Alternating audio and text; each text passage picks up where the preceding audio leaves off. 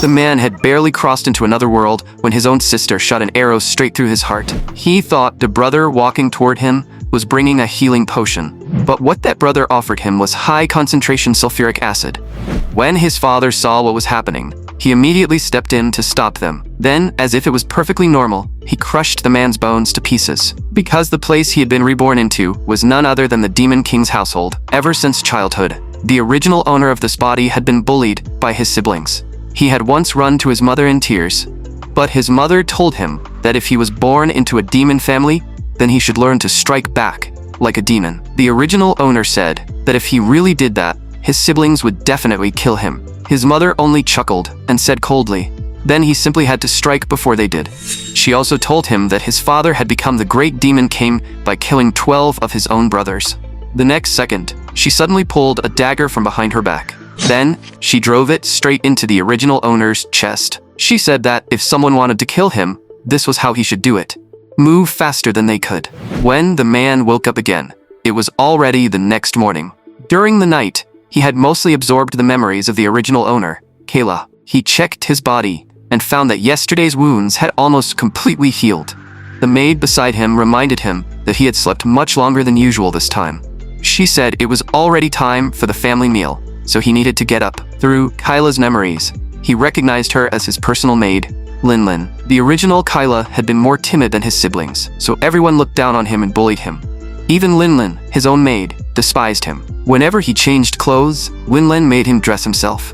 Once, Kayla asked her why his brother's servants helped their master get dressed.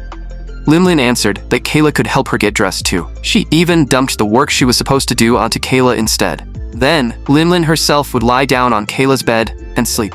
So, Kyla knew one thing for sure. This had to change. After getting dressed, he headed to the dining room. But the moment he sat down, Seldra, sitting across from him, suddenly kicked up her leg. A hidden dagger flew from her shoe, piercing straight through Kyla's calf. Pain shot to his entire body, making Kayla shudder on instinct. Seldra only smiled and said he looked a little low on energy, so he should eat more. Kayla knew that if these people discovered his true identity, he would die in the most miserable way possible, so he could only grit his teeth and quietly say that he understood. Then Kyla began eating the food in front of him. But the moment the food entered his mouth, a numbing jolt surged through his body like electricity. Seeing Kayla's reaction, Tom smiled and said that the soup had been prepared especially for him. Looking at the monsters sitting before him, Kyla finally made up his mind. They were demons. They were not his family. And in truth, this world was a game Kyla had once played. More importantly, he had once been the best map designer for that very game. So how could he let himself get trampled by demons inside a game he had helped design? With that thought, Kayla slowly lifted the spoon in front of him. The next second, he flung the soup straight into Seldra's face. Then he pulled the dagger out of his leg and hurled it right into Tom's arm. His father, who was still eating, froze the moment he saw it. The next second, Kayla shot to his feet, flipped the dining table over with raw force, and shouted that if the food was that disgusting, then nobody needed to eat it. That move stunned not only Seldra and Talm, but even his father stared at him in shock. After leaving the dining room, Kayla had only one thought in his mind. That felt incredible, of course, because he had flipped the table.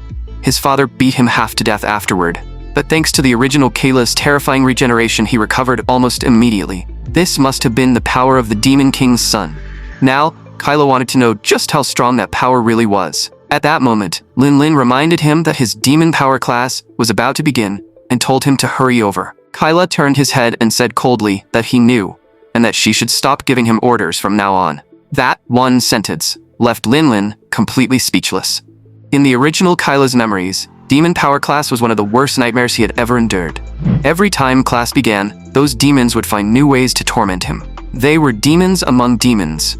The original Kayla had once thought his own sister might at least try to stop them. But that woman did the exact opposite and told him not to hold back. In truth, the original Kayla had never been weak. He had simply been too soft-hearted.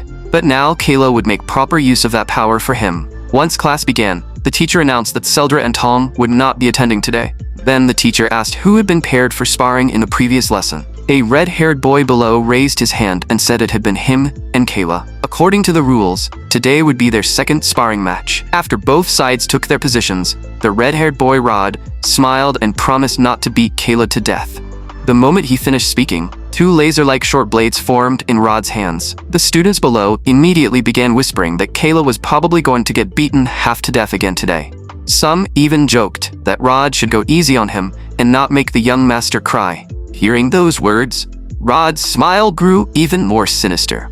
In a way, the original Kayla's life was just like his own before crossing over. Both of them had been rejected and bullied by everyone around them. But there was one difference. The blood flowing inside Kayla belonged to the Demon King. When Kayla's aura erupted around him, Rod instinctively stumbled 2 steps back, unable to understand how Kayla could possess so much magic power. Everyone around them also stared in disbelief.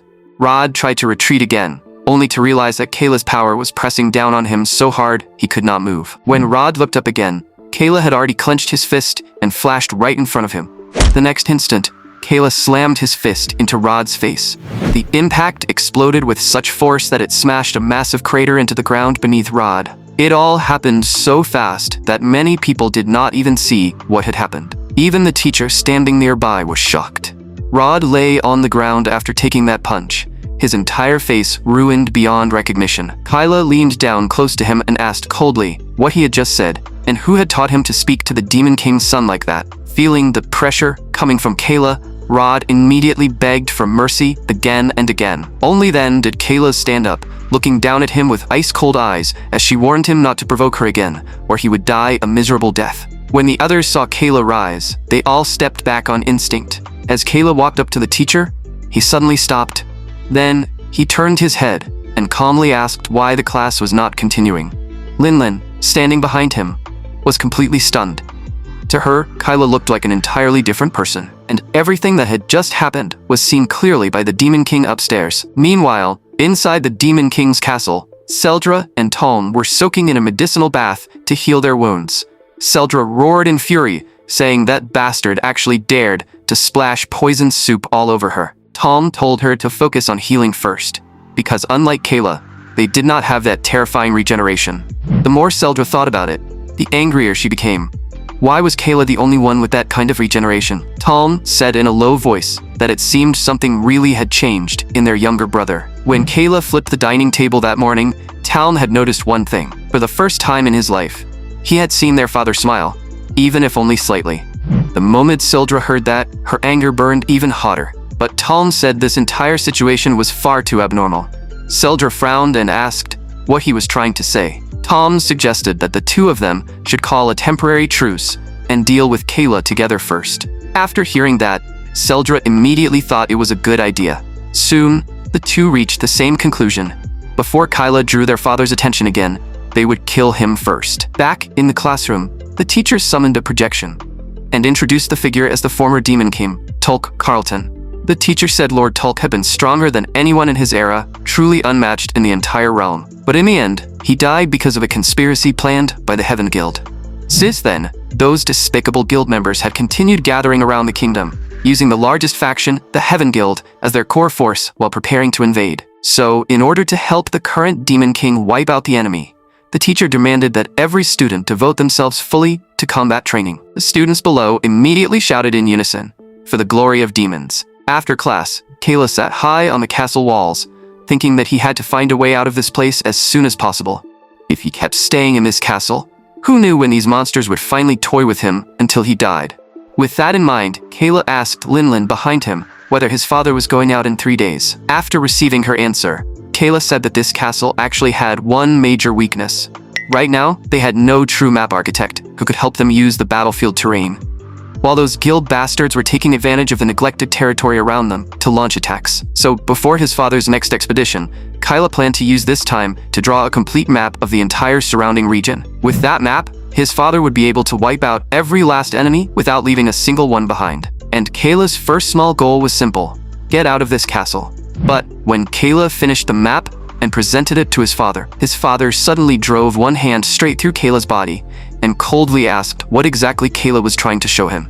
Kayla endured the pain and said that the terrain surrounding the castle was extremely unfavorable for their current battles.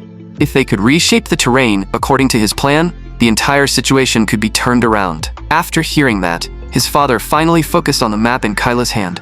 Only after a moment did he release Kyla and ask why he had secretly built an office. Kayla answered that if he had shamelessly claimed from the start that he wanted to help, his father would never have allowed it. That was why he wanted to finish the result first and present it personally.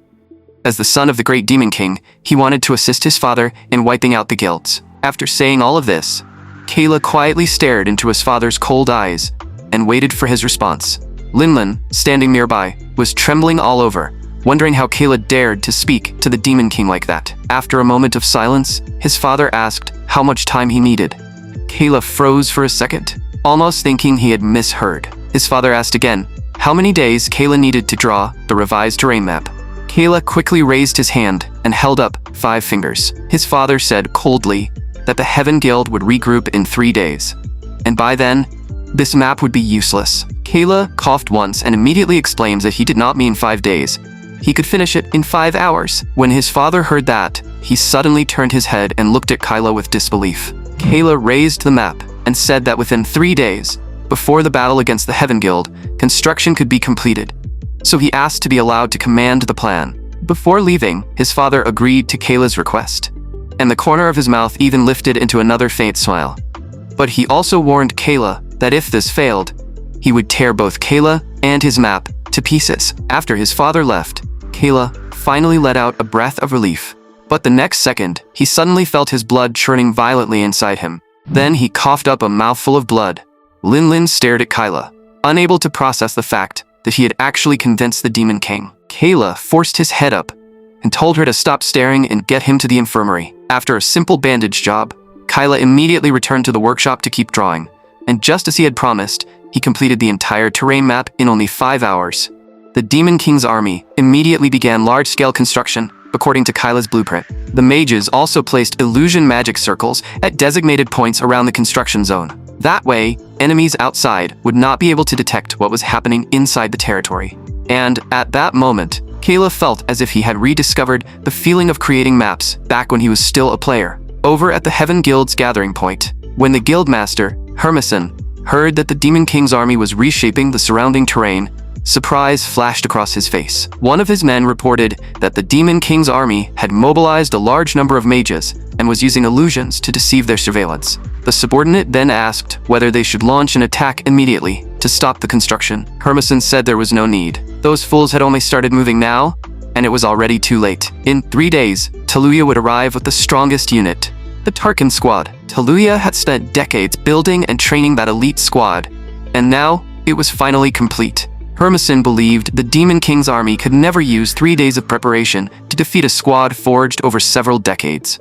The great Demon King Hell was destined to fall. At the same time, an army was advancing toward the Demon King's castle. The man riding on the wyvern shouted to defeat the Demon King. When the warriors on the ground heard him, they quickened their pace even more. A red-haired woman sighed in admiration, saying General Killman's leadership was truly incredible. At that moment, a small soldier stepped forward, called her Commander Slyers, and asked if they would definitely defeat the Demon King this time. Slyers laughed and said of course they would.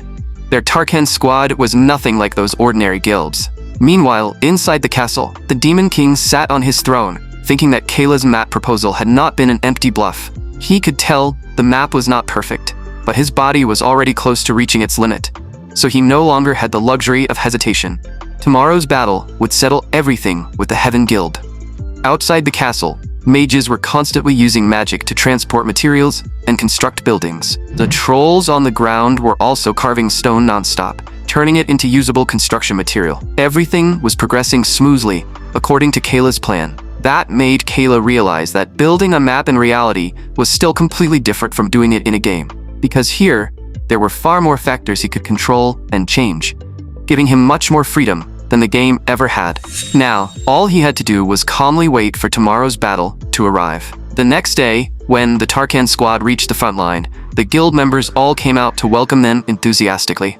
The leaders on both sides quickly linked up. After exchanging intelligence, Hermeson excitedly declared that they should attack the Demon King's castle immediately. Killman strongly agreed with that proposal, but just as both sides were cheering, a small black dot suddenly appeared in the center of the field. Sensing that something was wrong, Killman immediately flashed backward. The next second, the black dot exploded with a thunderous boom.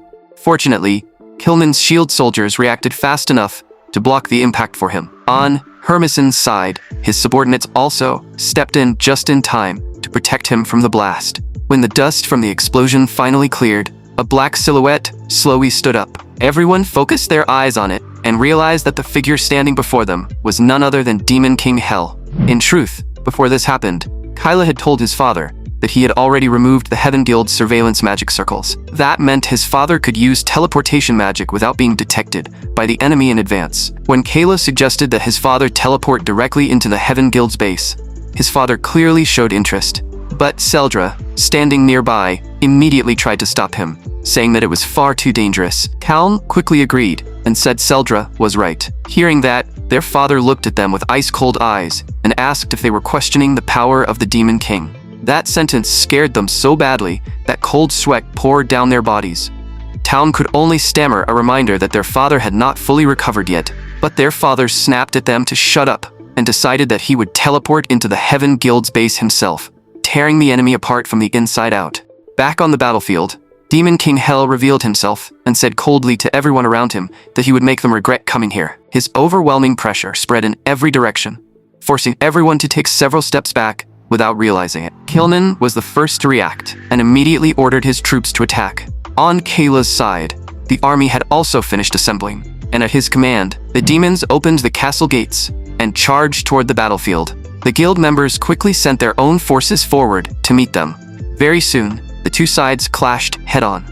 But since Kayla's side had launched a surprise attack, the enemy was caught completely off guard. Seeing that the plan had not gone wrong, the corner of Kayla's mouth lifted slightly. But just then, Seldra and Tom climbed to the top of the castle and appeared behind Kayla. The moment Kayla saw them, he knew something was wrong. Tom giggled and swung the long whip in his hand straight at Kayla. Kayla had no time to dodge, and the whip pierced directly into his lower abdomen. Worse, the whip kept drilling deeper into him, as if trying to stab him to death from the inside. Seeing Kayla restrained, Seldra immediately grabbed her greatsword and rushed toward him. The next second, her blade came down and sliced Kayla's head clean off. The two of them believed that no matter how powerful Kayla's regeneration was, he was definitely dead this time. As Kayla's head flew through the air, his eyes widened in disbelief. When they saw his body fall from the castle and stop moving, the two prepared to go claim credit from the Demon King. Just then, Seldra suddenly drew her dagger and stabbed toward Tom's neck. Fortunately, Talm reacted fast enough and dodged away from the vital strike. Seldra giggled at the sight, then quickly jumped back to create a safe distance. Talm stared at the dagger in her hand and said in shock that it was their mother's weapon, something they were clearly forbidden to use. Seldra said they were demons, so who cared about some trash rule? If she took Talm out here too, then she would become the only heir. Hearing that, Talm gritted his teeth so hard they nearly cracked. The next second, he kicked off the ground and charged straight at Seldra. Seldra charged right back at him without backing down, saying that the moment Talm was stabbed by that dagger, his fate was already sealed. The next second, the two of them crashed into each other and started fighting viciously. Meanwhile, Kayla lay on the ground, watching the two tear into each other before slowly closing his eyes. Suddenly, Linlin used her magic to melt the ground beneath him. Then Linlin dragged Kayla aside and pressed his head back onto his body. After finishing all that, Linlin was panting hard, her entire body trembling uncontrollably. On the battlefield, the demons had already followed their orders and circled around to the rear of the guild forces. But the moment they charged out, they realized guild members had already been waiting there. As soon as the demons appeared, the guild members immediately raised their weapons and launched a counterattack. The demons did not care at all and charged straight into the attack. While the two sides clashed fiercely, the battle at the center of the guild forces also erupted.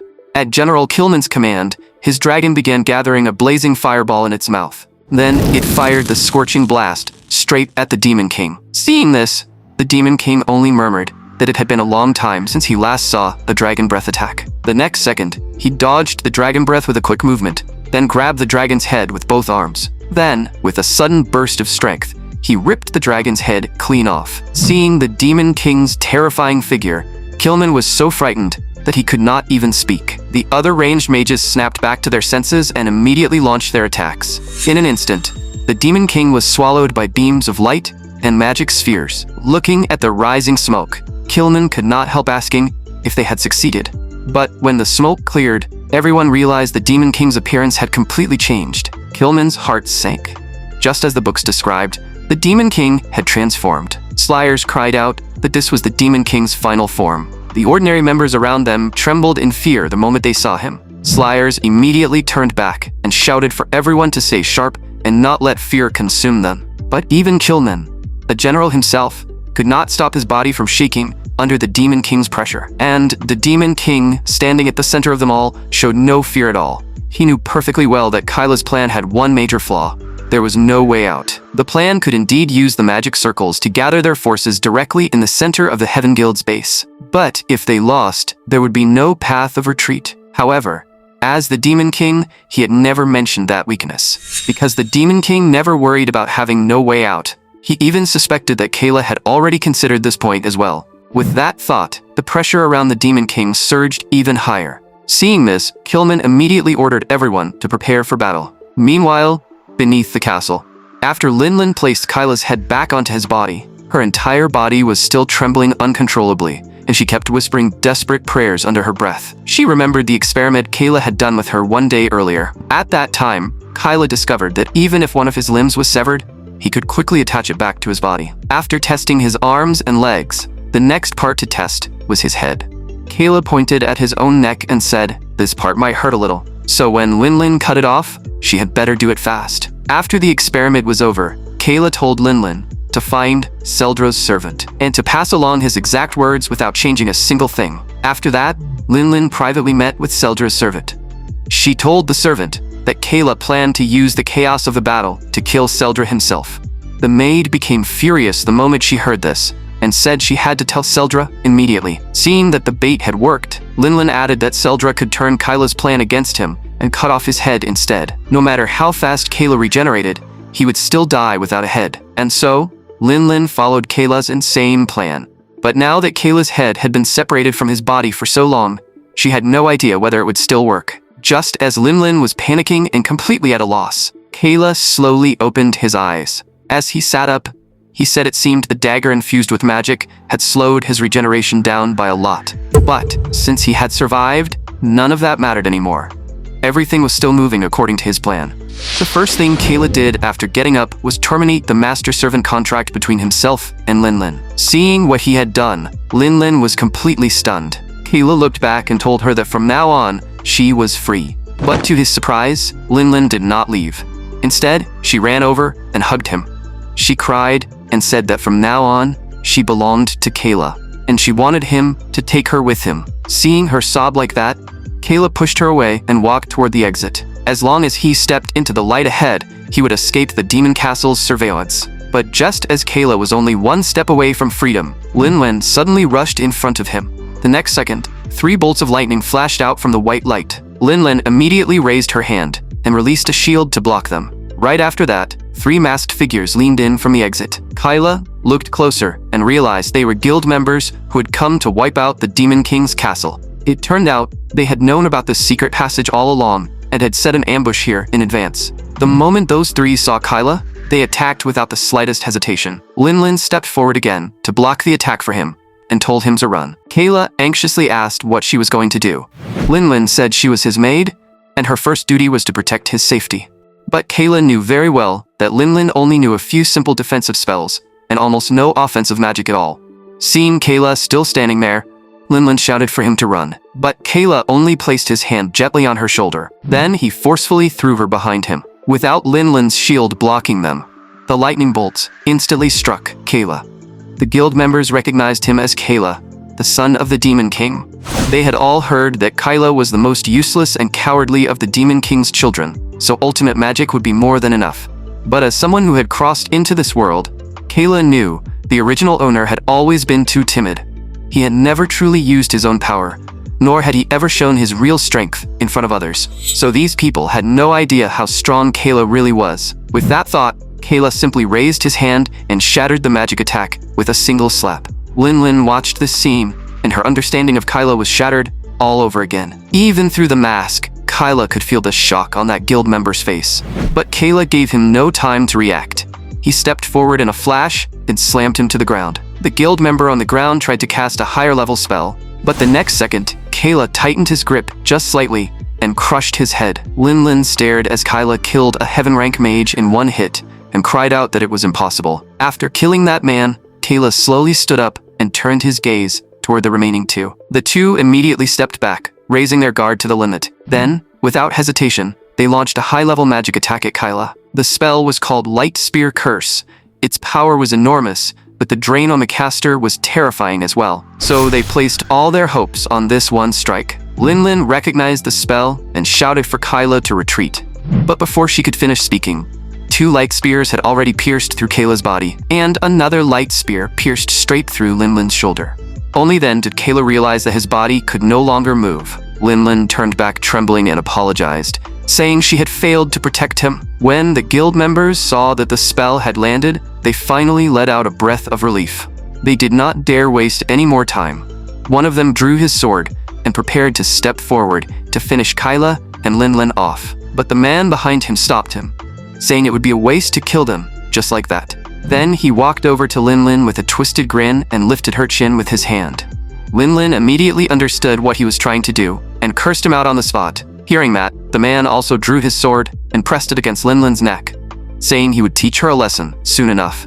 But before that, they planned to kill Kayla first. Yet, the instant that man raised his sword to cut off Kayla's head, Kayla suddenly felt a faint ripple of magic in the air around him. Immediately after, his father, Demon King Hell, appeared in front of him. Seeing his father here, Kayla urgently asked whether the battle on his side had already ended. But his father told Kayla to listen carefully. Among his children, Seldra would do anything to inherit the Demon King's throne, with no regard for the lives of other demons of her own kind. Tom, on the other hand, had no ambition to become the Demon King. Kayla cut him off directly, saying he did not care about them at all.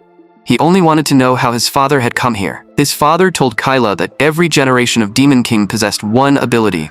Before death, they could pass all the magic power they had accumulated in their lifetime to their own bloodline. Hearing that, Kayla's eyes widened instantly. His father continued, saying that although he had only watched Kayla for a very short time, he could already tell that Kayla was the best candidate to become the next Demon King. As he spoke, a black magic orb began condensing in his palm. Then, he pressed that orb against Kayla's chest.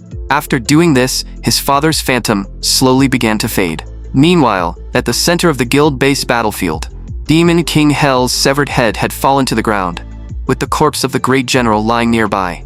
The guild had paid an enormous price before finally killing the Demon King. None of them could believe his strength had been that terrifying. He had teleported in alone and fought to the bitter end by himself. Back with Kayla, the moment he received the Demon King's inheritance, he shattered the light spears inside his body. Even the light spear piercing Linlin disappeared along with them. The two guild members could not understand why Kayla's magic power had suddenly surged.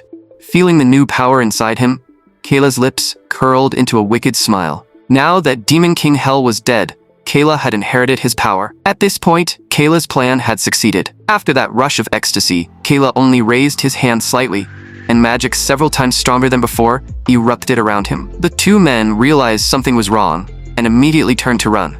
But Kayla had no intention of giving them that chance. He clenched his fist and flashed forward. With one punch, both men were blasted dozens of meters away. By the time they crashed into the wall, they had already lost consciousness. Kayla now possessed Hell's overwhelming power, but with his current body, he probably could not withstand it for very long. Still, the important thing was that he could finally escape the Demon King's castle. He had finally reached freedom. But before Kayla could take more than a few steps, blue light suddenly wrapped around his body. Linlin recognized it at once as teleportation magic. Realizing that his body was beginning to disappear, Kayla urgently reached out to Linlin. Linlin ignored everything else and immediately stepped into the teleportation circle with him. As the circle flashed with blue light, the two looked around and realized they had arrived in a completely unfamiliar place. Linlin asked in shock if Kayla could actually use teleportation magic, and she also realized that all her injuries had healed. Kayla said the magic circle just now had not been summoned by him.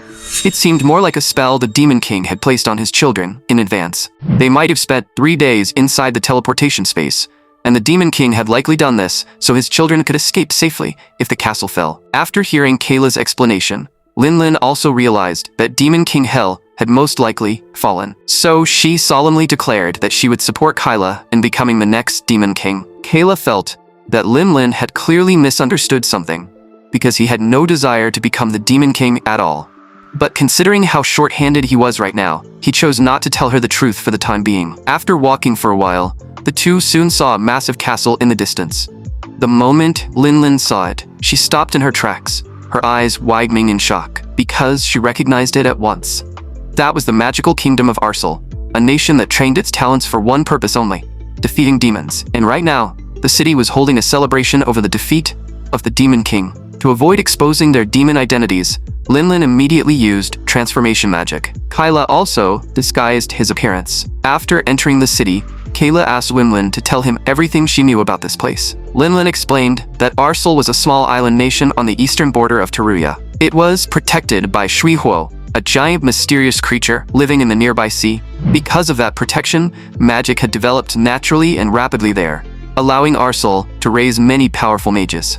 And for a very long time, they had treated demons as their greatest enemy. After hearing her explanation, Kyla could not understand why his father's teleportation circle had sent him to such a dangerous place. Behind him, Linlin suggested that they should leave immediately. Kayla said that even if they wanted to run, they still needed to prepare first, because he knew very well that if he wanted to achieve his dream in this world, magic would be absolutely essential. In this country, almost everything seemed to be done through magic. Even some of the buildings around them were floating in midair with the help of magic. If Kayla could learn magic here, he would be able to build structures far greater and larger than anything he had made in the game. Just as he thought of that, he suddenly heard a growling sound behind him. It was Linlin's stomach. So Kayla took her to a street stall and bought some of the local famous magic dishes. But once Linlin started eating, there was no stopping her. As long as it looked edible, she wanted to try it. In the end, the two walked into a tavern. To celebrate the Demon King's defeat, a red-haired woman paid for everyone in the entire place. Seeing that there was free booze, Kayla and Linlin naturally joined in. But after only a few cups, Kyla already felt his head spinning. When the red-haired woman saw them, she suddenly paused. Then a sly smile appeared on her face. Kayla had barely drunk anything before he rushed outside and threw up violently. Seeing this, Linlin could not help pointing out that these people were celebrating his father's death, yet he still managed to drink like it was a party. Kyla was just about to argue back when he suddenly saw a group of people rushing past behind them, shouting that a new S-rank mission had appeared. Linlin's heart shook when she heard that.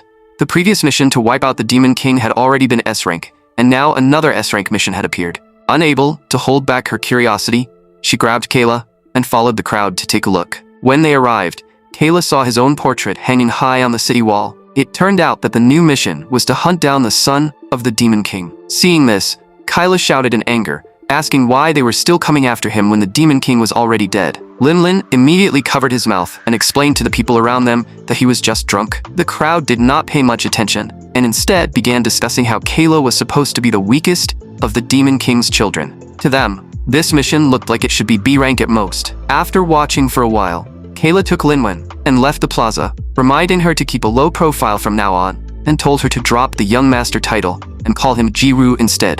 Linlin muttered that the name sounded really strange. Just as they were planning to pack up and leave the city, a red-haired woman by the road suddenly called out to them. She asked what the new S-rank mission was about. Linlin quickly said they had only glanced at it and did not really know. Kayla recognized her as the woman who had paid for everyone in the tavern earlier.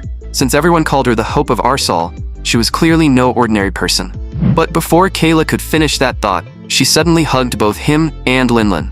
She said with a smile that she had noticed the two of them back in the tavern, and that they smelled strange. The moment Kayla heard that, cold sweat broke out all over him. Linlin also went pale with fear. If their demon identities were exposed here, they would be surrounded and killed by countless mages. But unexpectedly, the red-haired woman only said they must be travelers who had not bathed in a while, which explained the sour smell on them. She suggested they come to her place for a bath and a drink. Hearing that, Kyla and Linlin finally let out a breath of relief. Then the two immediately awkwardly laughed along. That night, Kyla soaked in a bathtub while looking at the snacks placed in front of him. He had not expected even the food here to be made with magic. This place truly deserved to be called a magical kingdom. Was this not the game-like world he had always dreamed of? Meanwhile, in another room, Linlin was in absolute misery, because she was sharing a bath with Slayers, she had to desperately maintain her disguise and make sure her identity was not exposed. Slayers noticed how nervous she looked and asked why she seemed so scared. Anyone who did not know better might think Linlin was a wanted demon. Linlin immediately laughed dryly and said that was impossible. As soon as she finished speaking, Slayers raised her hand and gathered a faint cloud of vapor in her palm. She smiled and said she could use the fragrance to help Linlin relax. Linlin recognized it at a glance. That was no ordinary scent. It was the aura of the holy element. For demons, it was practically the worst smell possible because it could drain away their magic power. And once their magic weakened, their disguise spell would collapse too. Inside, Linlin was screaming for Kayla to hurry up and save her. But at that very moment, Kayla was leisurely enjoying a cup of delicious coffee somewhere else. With no other choice, Linlin could only cover her mouth and nose tightly, refusing to breathe in the scent. Beside her, Slayers began talking about how she had fought her way through the war against the Demon King. And as she spoke, she kept moving closer to Linlin. Unable to hold her breath any longer, Linlin quickly stood up and said Slayers could continue the story later. Then, using the bathroom as an excuse, Linlin jumped out of the bathtub and rushed out in panic.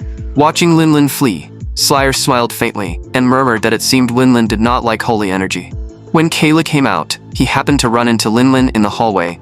The moment Linlin saw him, she rushed over and said her disguise had almost been broken just now. She then told Kayla what had happened and suggested that they leave this dangerous place immediately. After hearing her out, Kayla thought for a moment, then turned around, deciding to take one last bath before leaving. But just then, Slayers appeared behind them and asked if they were already planning to leave. Linlin turned around and stammered out a random excuse, trying to get away as quickly as possible. Slayers asked if they really did not want to try the magic drinks and dishes here, saying they were 10,000 times better than those snacks. The moment Kayla heard that, his expression immediately turned cautious. Then, he decisively nodded and said he would love to try them. Meanwhile, outside the house where they were staying, a group of mages had quietly arrived.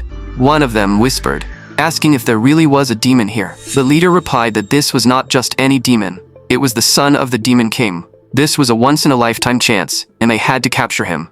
In the living room, Slayers poured Kayla and Linlin a drink each, saying it was made with holy water and tasted great. But as demons, Kayla and Linlin could only stare at the holy water in their hands while trembling inside.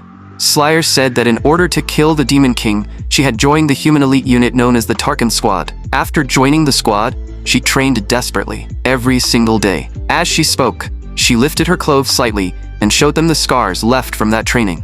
Looking at the scar that was nearly 3 inches wide, both Kayla and Linlin froze. Then, Slayers gently wiped her hand across her face, revealing another scar there. She said that, in truth, she only had one eye left. This stunned Kayla, and he could not understand what this woman was trying to do. Slayers explained that most of the time, she used magic to maintain her appearance. Whenever she saw those scars, she would remember the pain of that day. To defeat the Demon King, they had been forced to undergo the harshest training since childhood. So, in order to fight the Demon King, she had practically sacrificed her entire life. As she said this, Slayers suddenly stood up, walked over to Kayla, and asked what the two of them had been doing all that time. The next second, she lifted Kayla's shirt. As her hand slowly moved upward, she asked why there was not a single scar on his body and why his skin was as smooth as a baby's. Kayla could feel that as her hand touched him, his disguise was slowly being unraveled. Then, Slayers leaned close to his ear and whispered, "You're a demon, aren't you?" Hearing that, Kayla instantly broke out in cold sweat. Just then, a swarm of rats suddenly crawled out of the chimney. The next second, after a flash of light, all those tiny rats transformed into mages. Seeing this, Kayla and Linlin immediately sensed that something was wrong. It looked like they had truly fallen into this woman's trap today.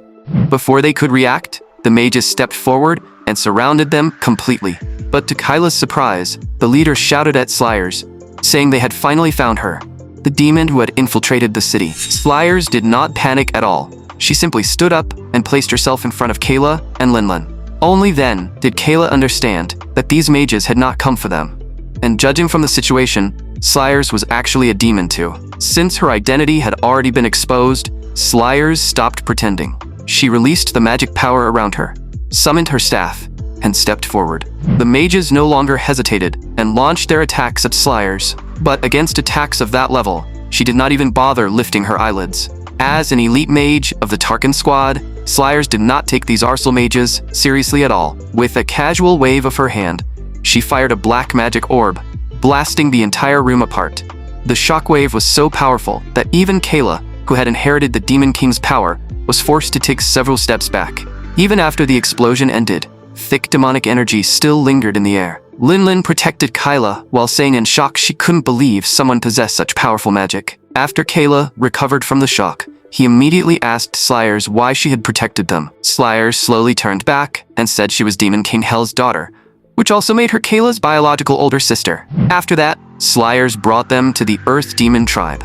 The moment the Earth Demons saw that Kayla was the Demon King's heir, they became extremely respectful and obeyed him without question. After entering their underground city, Kayla looked around and realized this place was completely different from the Demon King's castle. None of the buildings here used magic. Instead, they were built mainly from natural materials. And more importantly, Kayla could hardly believe the city's location. Beneath this desert, there was actually such a massive underground city. With that in mind, Kayla thanked Slayers for bringing him here, because the talents of these earth demons were exactly what they needed in the early stage. While eating, Slayers said there was also an excellent warrior here who could be recruited.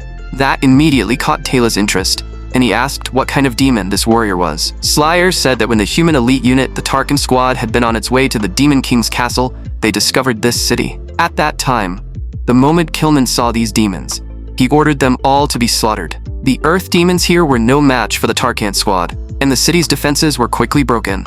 Back then, Slayers had been serving as an undercover commander inside the Tarkin squad, and that was when she saw a powerful earth demon step forward to protect a group of children. Kilman looked at him with clear curiosity. Then he asked the earth demon for his name. The earth demon answered that his name was Douglas. After hearing that, Kilman quietly repeated the name under his breath. Facing the aggressive Kilman, Douglas was already prepared to fight to the death. But to his surprise, Kilman ordered a retreat and continued advancing toward the Demon King's castle. As Douglas stood there, looking completely confused, Slayers explained to him that his courage had saved his tribe. After hearing Slayers' story, Kayla began to take an interest in Douglas. An earth demon who could actually fight had already far exceeded Kayla's expectations. So Kayla called over the earth demon chief and said he wanted to meet Douglas. When the chief heard that name, he advised Kayla to choose someone else and explained that Douglas was extremely stubborn. Kayla told him not to worry about that and simply lead the way. Before long, they arrived at a blacksmith shop. But when Kayla explained that he wanted Douglas to leave with him, Douglas rejected him outright. Douglas said that even if Kayla was the son of the great Demon King, he wasn't obligated to follow him. Kayla then asked what would happen if he used force to take Douglas away. Douglas turned back to look at him and said he would rather die fighting. Kayla asked why he was so determined to remain here. Douglas said he had been born here and raised here, so he had a duty to protect this land. After saying that, he even apologized to Kayla. Looking at Douglas's stubborn determination, Kayla was reminded of how desperate he used to be in the game, trying desperately to pull an orc ally just like him. In the end, Kayla could only sigh helplessly and turn to leave. But the moment Kayla came out, he saw Slayers and Linlin completely drunk. Seeing this, Kayla was instantly furious. He had been working so hard to recruit talent, and these two were out here having fun. So without the slightest hesitation, he chose to join them. Before long, all three of them were completely wasted. The chief was afraid something would happen if they kept drinking, so he quickly ordered people to take them away to rest. But while Kayla was asleep, the closed door to his room was suddenly pushed open. Then, several earth demons carrying axes walked in, one after another. When they reached Kayla's bed, Douglas raised his axe high over Kayla's head and cursed him as a coward. The moment he finished speaking, Douglas swung the axe straight down at Kayla's head. But 1 second before the blade landed, Kayla suddenly opened his eyes and tilted his head slightly, dodging the strike. Seeing this, Douglas was instantly shocked. Kayla used that opening to flash out of bed and land on the floor. Realizing their ambush had been exposed, the earth demons all rushed at Kayla together. But Kayla was not surprised to see them at all, because during the day, when he went to the blacksmith shop to find Douglas, he had already noticed something strange. First, the restraint device Douglas had been forging did not look like something meant for orcs at all. And when Kayla later walked around to observe the tribe's buildings, he also noticed someone secretly trailing him. From that moment on, Kayla began observing the details of the surrounding environment much more carefully. Soon, he detected an extremely faint magic barrier on one of the walls. If he had not inherited the Demon King's magic power and gained extraordinary perception, Kayla never would have noticed such a weak magical fluctuation. What caught his attention even more was that Slyers had once said that among the people Douglas protected back then, there had been dark elves. But after wandering through the tribe for so long, Kayla had not seen a single dark elf. Before Kayla could think any further, the earth demons had already charged right up to him. Kayla simply circulated his magic power, flashed forward, and knocked them all to the ground unconscious. In the end, only Douglas was left sitting on the ground, staring at Kayla in terror. Kayla slowly stood up and said to Douglas that back then, the truth he hid from Kilman wasn't that he couldn't let the young dark elves die, but that he simply refused to hand them over. In simple terms, Douglas had not been protecting them. He just did not want them taken away from his side. So now, was it time to remove that magic barrier? Soon, Kayla brought Douglas to the plaza. The moment the earth demons saw them, they all grabbed their weapons and surrounded Kayla. From their reaction, Kayla could easily guess that the entire tribe was probably involved in this. When the chief rushed over and saw Douglas, he asked in horror if Douglas had truly failed. Douglas could only turn back and stammer an apology. Seeing that some of the earth demons were eager to rush forward, Kayla immediately raised the light blade in his hand and warned them not to move, or he would kill Douglas on the spot. The earth demons could not believe Kayla had defeated so many of them and captured Douglas alive. After all, they had heard that Kayla was the weakest and most cowardly son of the Demon King. After leaving the plaza, Kayla brought Douglas to the place where he had discovered the magic barrier earlier. Under Kayla's threat, Douglas reluctantly took out a purple stone and placed it on the barrier. The moment the purple stone touched the magic circle, the wall in front of them vanished with a sharp flash, revealing a pitch-black cave behind it. And inside that cave, countless dark elves were being held captive. Even though Kayla had already prepared himself mentally, the sight still shook him hard because their condition was far worse than he had imagined. After Slyers and Linlin learned that Kayla had been ambushed, they rushed over as well. The moment they reached Kyla's side, they froze in shock at the scene inside the cave. Without turning around, Kayla asked Slyers if she could use memory transfer magic to let him see the memories of these dark elves. Slyers stepped forward and said that while it would not be as clear as transferring her own memories, she could try. Then she raised her hand and activated memory transfer magic. The memories of one dark elf began flooding violently into Kayla's mind. Through those memories, Kayla learned that this place was basically hell for the dark elves. After this dark elf child's mother had been forced to bear children, the child was born in this very place. Human nobles would come here from time to make their selections. Once a child was chosen, they would be forcibly taken away. In exchange, the nobles would leave a huge sum of money for the chief, and the other earth demons were all involved as well. The dark elves had only learned these things from the occasional newcomers who were dragged into the cave. And those newcomers had also told the children that outside there were clear skies and blue seas. There was delicious food, and there were carefree journeys. For children who had been locked in this cave since birth, those things filled them with curiosity and longing. So, their greatest wish was for their own children to leave this cave one day and freely experience the outside world. After seeing those memories, Kayla gritted his teeth so hard, they nearly cracked. The next second, he clenched his fist and spun around. Then he punched Douglas straight in the face.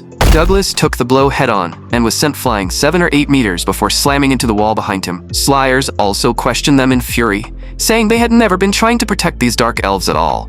They had been selling them to human nobles. Douglas, lying on the ground, knew there was no point hiding the truth anymore. So he said that dark elves were a rare race, and human nobles had always coveted them.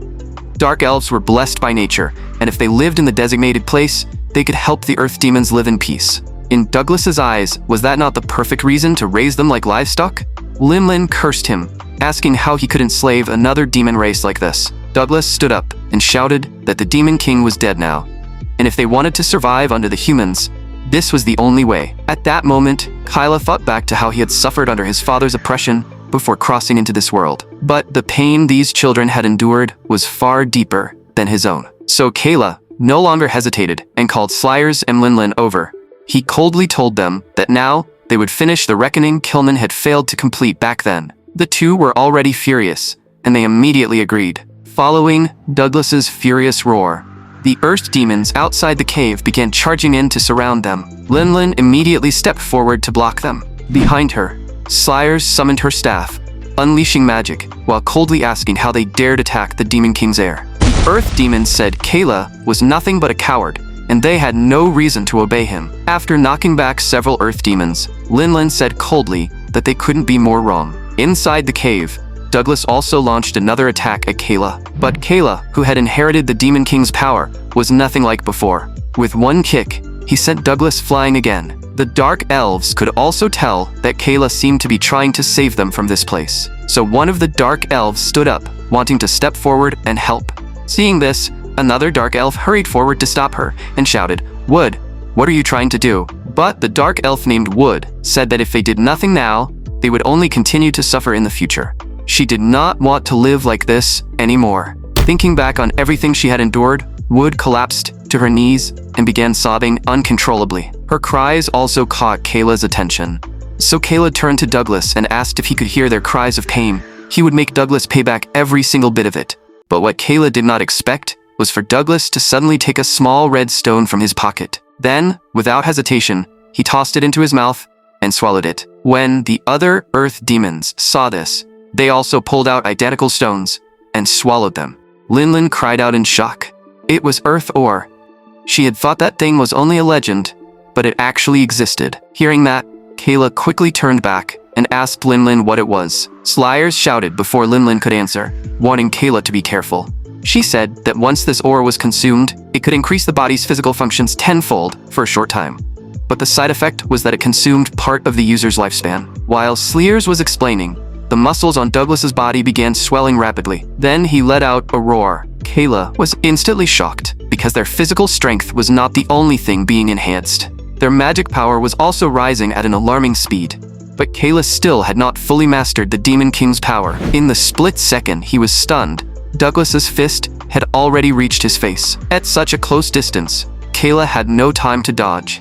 But just then, several vines suddenly burst out of the ground. In an instant, they wrapped around Douglas's entire body. No matter how hard Douglas struggled, he could not move those vines, even slightly. Kayla turned his head and realized that the one who had acted was a dark elf. The other dark elves were shocked and shouted, "Wood, you have really done it now." Douglas also turned and cursed Wood viciously. Kayla seized the opportunity and dashed forward. Then, he drove his magic-coated arm straight into Douglas's abdomen. At the same time, Kayla turned to the dark elf and asked if her name was Wood. He said he was actually starting to like her. Wood froze and stared blankly at Kayla. Douglas spat out a mouthful of blood beside them and cursed Wood as a traitor. Then he let out a guttural roar and forcibly broke free from the vines binding him. Seeing Douglas's body suddenly swell even larger, Kayla felt a chill run down his back, but his arm was still inside Douglas's body, so he had no time to dodge. With no other choice, Kayla took the punch head on. After crashing into the wall, he felt as if several bones inside his body had snapped. Once his powerful regeneration healed him, Kayla was stunned. He had not expected a single piece of earth ore to be this terrifying. After knocking Kayla away, Douglas immediately turned and charged at Wood. He rushed up to her, grabbed her by the jaw, and lifted her into the air. Then he roared that he would twist Wood's head off. As Douglas's grip kept tightening, a sickening creak came from Wood's neck. Kayla, lying on the ground, had not expected Douglas to give up attacking him and go after Wood instead. But now, Wood's neck was about to be crushed, and the distance between Kayla and them was too great. Even if he rushed over now, he would never make it in time, unless he could use a ranged attack. Just then, Kayla suddenly found himself inside a pitch-black space. A shadowy figure appeared behind him and said this place was Kayla's consciousness. Hearing that, Kayla quickly turned around and asked who it was. The shadow did not answer. It only asked if he still wanted to save that elf. Although time flowed much slower here than in reality, he still needed to move fast. The moment Kayla heard that, he immediately asked if there was a way to save Wood. The shadow said Kayla was not yet ready to use all the power the Demon King had given him, but as his body and mind became more aligned, he would unlock more and more of that power. Kayla impatiently cut it off and said the explanations could wait. Right now, he only needed to know which part of the power he could use. The shadow said that although Kayla was still weak in his current state, there was indeed one skill he could use. As it spoke, the image of a bow seemed to flash through its hand. Then the shadow said they would meet again soon, and at the very end, it called out the name Kayla had used back on Blue Star, Jang Jiyu. Hearing that the shadow actually knew that name, Kayla's heart skipped a beat. But just as he tried to ask more, his consciousness suddenly left that space and returned to reality. And now, a blue longbow had appeared in Kayla's hand. Without hesitating, he immediately drew the bow and took aim. When Douglas sensed the magic fluctuation coming from Kayla, he turned his head and was instantly shocked, as if he recognized a bow in Kayla's hand. Wood seized the moment when Douglas froze and bit down hard on his hand. Then, she summoned vines again, making them burst out of the ground. At the same time, Kayla finished charging his shot. With a sharp whoosh, the magic arrow shot forward. The instant the arrow touched Douglas, intense blue flames erupted. Even Kayla had not expected this arrow to be so powerful. In less than 3 seconds, Douglas was burned to ashes by the blue flames. Looking at the longbow in his hand, Kayla could not figure out what that shadow inside his consciousness had been. Meanwhile, at the cave entrance, Linlin was still locked in a fierce battle with the earth demons. Because the space was too narrow, Slayers could not use large-scale destructive magic either. Seeing this, Kayla aimed in their direction and drew the bow again. With a rapid series of whooshes, he fired 7 or 8 arrows in a row. Those arrows moved as if they had eyes, striking the earth demons precisely in the head. Slayers was overjoyed when she saw that Kayla could now use ranged attacks. Before long, the earth demons around them were either killed or driven into retreat. Slayers looked at the earth ore in her hand and said this thing was far stronger than she had imagined. Kayla walked up to the Dark Elves and told them they were free now. They should never let those bastards capture them again. For a moment, the Dark Elves could not believe it and asked Kayla to confirm it again. Kayla said yes, they could leave this place now. They should take their children and find somewhere to live in peace. After hearing that, the Dark Elves all knelt down together and thanked Kayla. Slayers said she had originally wanted to recruit the Earth Demons, but now that was clearly impossible. After hearing that, Kayla walked over to Wood and asked if she had not been born here, but had been captured and brought here instead. Wood nodded and said that was right. Kayla then asked if she had no family left either. Wood lowered her head and quietly said yes. So Kayla told her to come with him from now on, because they needed someone who could guide them. Wood said she was not an earth demon, and she was not good with terrain either. She even trembled slightly as she said that she could not help Kayla at all. Kayla told Wood not to worry because she was an elf blessed by nature, and just now, she had already proven that she was braver than anyone when facing danger. To Kayla, that was more than enough. After saying that, he reached his hand out to her. Looking at Kayla's outstretched hand, Wood sank into her memories. In her memories, she could no longer even remember what her parents looked like. After being abandoned, she had been captured by the earth demons and brought here. She had once believed she would live in this hell forever, all the way until she died. But now, someone had appeared before her and said he would take her away from this place. With tears streaming down her face, Wood stammered and asked Kayla if she could really go with him. Kayla said she was not following him. She was walking alongside him. And just like that, Kayla's group dealt with the earth demons and rescued the captive Dark Elves. Afterward, they continued their journey. Before they had even properly set out, Linlin ran up to Wood and tried to intimidate her, saying Wood was the newcomer. So from now on, she had to listen to Linlin. After saying goodbye to the Dark Elves, Kayla's group moved on, and Slayers suggested they should first find a place with a river. As an elf, Wood immediately stepped forward and pointed in one direction, saying she could smell water over there. Hearing that, Linlin immediately leaned in and acted tough, saying Wood did have some skills after all, which made her a little like Linlin. Kayla asked Slayers why they needed to find a river. Slayers explained that traveling on foot would be too slow, so they needed to find a water source and look for creatures they could ride. From behind them, Linlin immediately suggested that they could catch a dragon. Slayers told her to stop dreaming, saying they would be lucky enough if they found a unicorn. After thinking it over, Kayla decided to follow their suggestion and head toward the water source. Meanwhile, beside a small stream not far from them, 2 unicorns were drinking water. Suddenly, they seemed to sense something and immediately raised their heads, their eyes full of alertness. After seeing what was coming, they did not hesitate for even a second and fled the area. Not long after the unicorns left, a massive creature arrived at the stream. The footprints left behind by that enormous creature were nearly 2 meters long, and it was none other than the legendary creature known as a wyvern. Kayla's group knew nothing about this. They were still on their way to the water source, while Linlin kept going on and on about catching a dragon. Not long after they left, a woman in a white robe arrived at the Earth Demon tribe. When the last surviving Earth Demon saw her, he immediately shouted for help. This woman in white was Kudli, the one who had previously used a tracking spell on the Demon King's severed head. Not long ago, Following the tracking spell, they had slaughtered many demon groups, yet they still had not found Kyla's trail. Kudli analyzed that the family tracking spell had likely failed because multiple target individuals existed. Karka said that after the last great battle, it should be impossible for so many of the Demon King's children to have survived.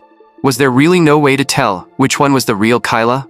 Audrea, who was eating meat nearby, added that they could not possibly hunt down every single target. Killian cut them off and said they had no other choice now. They would simply have to slaughter every demon scattered across the continent. Then, Killian asked Kudli if there was a way to quickly investigate the demon tribes nearby. Kudli replied that if she moved alone, she could teleport over a short distance, which would make things much faster. Dide stood up and said that, in that case, the rest of them only needed to follow behind and clean up the battlefield. After they reached an agreement, Kudli slowly rose to her feet.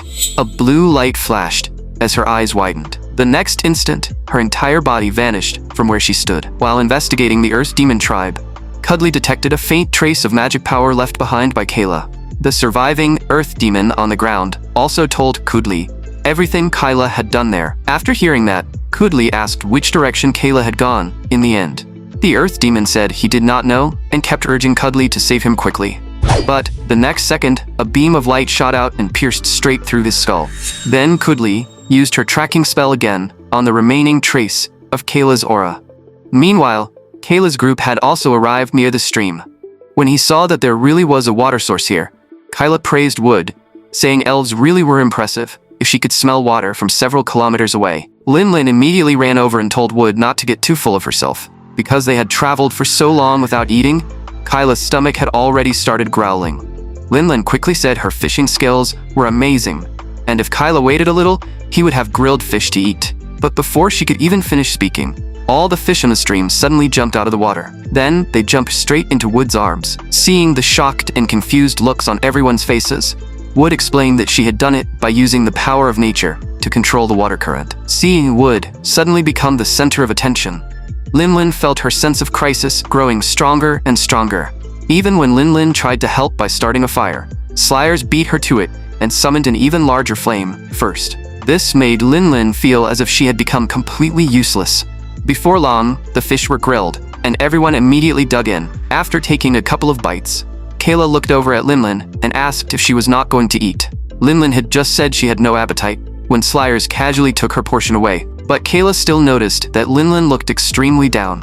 So he spoke up and said fish alone was not enough, and wondered if there was any fruit nearby. The moment Linlin heard that, she perked up and said she would go look for some right away. When Wood looked like she wanted to use her ability to help too, Kayla stopped her. By the time he turned back around, Linlin had already run far away. Slayer saw through his little act and leaned in, saying he was surprisingly thoughtful. After Linlin left, Wood said she had seen unicorns when she was little, and she had smelled their scent here earlier. Kayla muttered that it would be great if they could catch a dragon, like Linlin had said. Slayers frowned and said there were no true dragons here at all. After Linlin ran into the forest, she soon spotted an apple tree.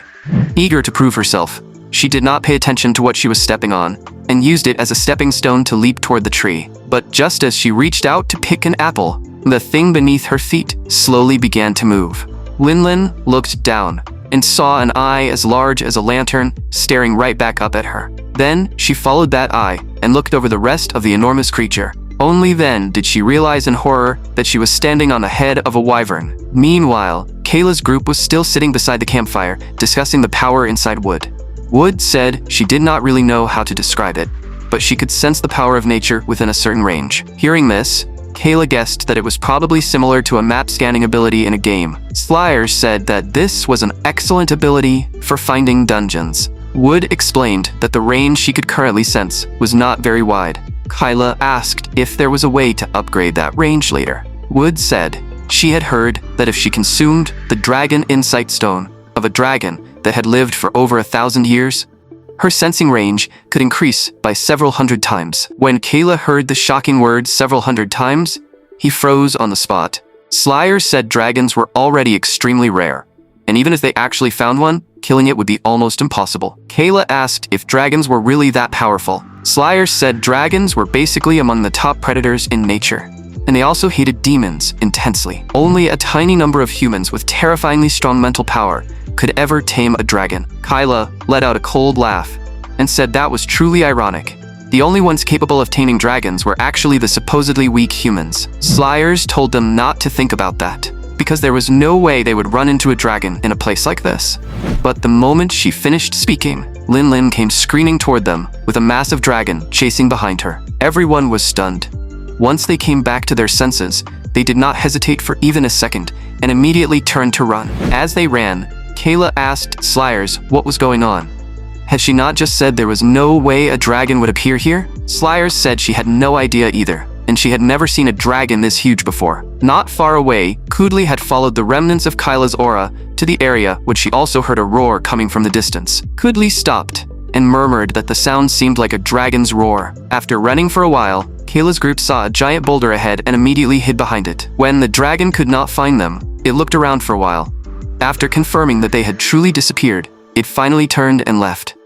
Only after making sure the dragon was gone, did Slayers roar at Linlin, asking what on earth had happened. She had sent Linlin to pick fruit, yet Linlin had somehow brought back a dragon. Wood looked in the direction the dragon had left, and said that judging from its size, it had definitely lived for over 1,000 years. Kayla cried out that this meant, but before he could finish, Kudli continued for him, saying it meant the dragon had an insight stone inside its body. Kayla turned back and agreed, saying this was a perfect opportunity. After saying that, Kyla's group of 4 all looked at Kudli, and the atmosphere instantly fell silent. Slayers was the first to recognize her.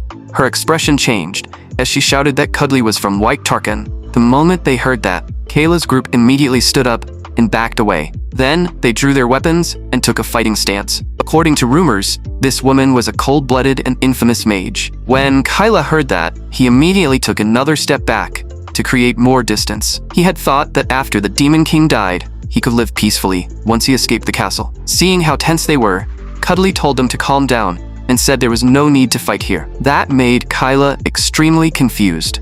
Then, Kudli looked at Slayers and said she should know that fighting here was meaningless, because Kudli only needed one curse spell to erase all of them. Slayers did not argue. She only clenched her teeth, because she knew very well that this woman was not bluffing. Seeing this, Kayla quickly turned back and asked Slayers if Kudli was telling the truth. Slayers answered in a low voice that Kudli was not exaggerating. This woman was stronger than all of them combined. Linlin immediately panicked and asked what they should do now. Kudli said that as long as they came with her quietly, they would not have to die for now. Kyla asked where she wanted to take them. Kudli replied that she would take them to meet her captain, Killian. The moment Slayers heard that name, cold sweat broke out on her face. She had not expected the captain of humanity's strongest squad to be here as well. Kayla naturally knew that if they really followed Kudli back, they would probably have no way to survive. So he stopped hesitating and immediately drew his bow and fired. Kudli saw this and only raised her hand slowly, forming a barrier around herself. Slayers also lifted her staff right away and launched an attack. With several thunderous blasts, both of their attacks were completely blocked by Kudli. Wood seized the moment when Kudli's vision was blocked and immediately began controlling the power of nature. The next second, several thick vines burst out of the ground beneath Kudli's feet. Then the vines rapidly climbed up along her legs. Linlin also coated her palms with magic and charged straight forward. Since she had no ranged attacks, she could only rush in close and slam her fist against the barrier. Seeing this, Slayers immediately shouted for Linlin to come back. But it was already too late. A shard of ice crystal had formed between Kudli's hands. With a thunderous boom, she tore apart the vines around her and sent Linlin flying at the same time. Then, Kudli raised her hands again and formed another seal, saying coldly that now she only needed to bring their corpses back. As soon as she finished speaking, countless circular magic arrays appeared behind her, and endless ice spikes began shooting out at high speed. Slayers immediately raised her staff and summoned a protective barrier, wrapping everyone inside. The next second, the ice spikes rained down on the barrier like a storm. Seeing Linlin rush into the shield at the very last second, Kayla finally let out a small breath of relief.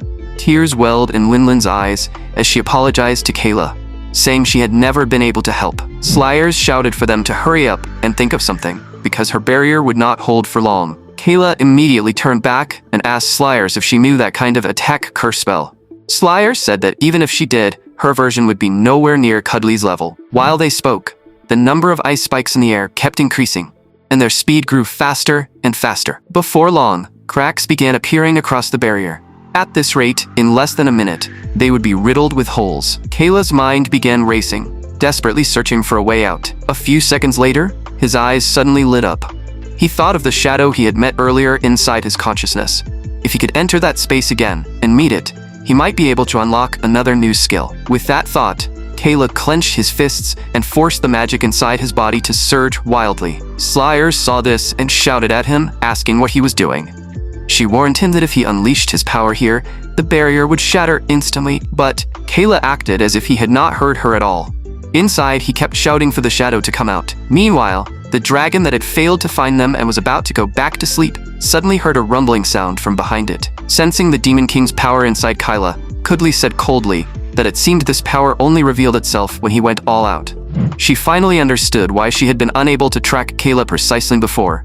After saying that, she released the ice spikes even faster. Inside the barrier, no matter how hard Kayla forced his magic to circulate, he could not enter that consciousness space. Based on his guess, the shadow would only appear when he was close to death. Finally, under the power of the ice spike curse, the barrier shattered with a sharp crack. Just as they were about to die on the spot, the dragon that had chased them earlier suddenly returned and interrupted Kudli's spellcasting. This time, however, it only looked down at Kayla's group on the ground and did not attack. Kudli, hovering in the air, could not understand why the dragon was doing this. Then she formed another seal and continued casting the ice spike curse.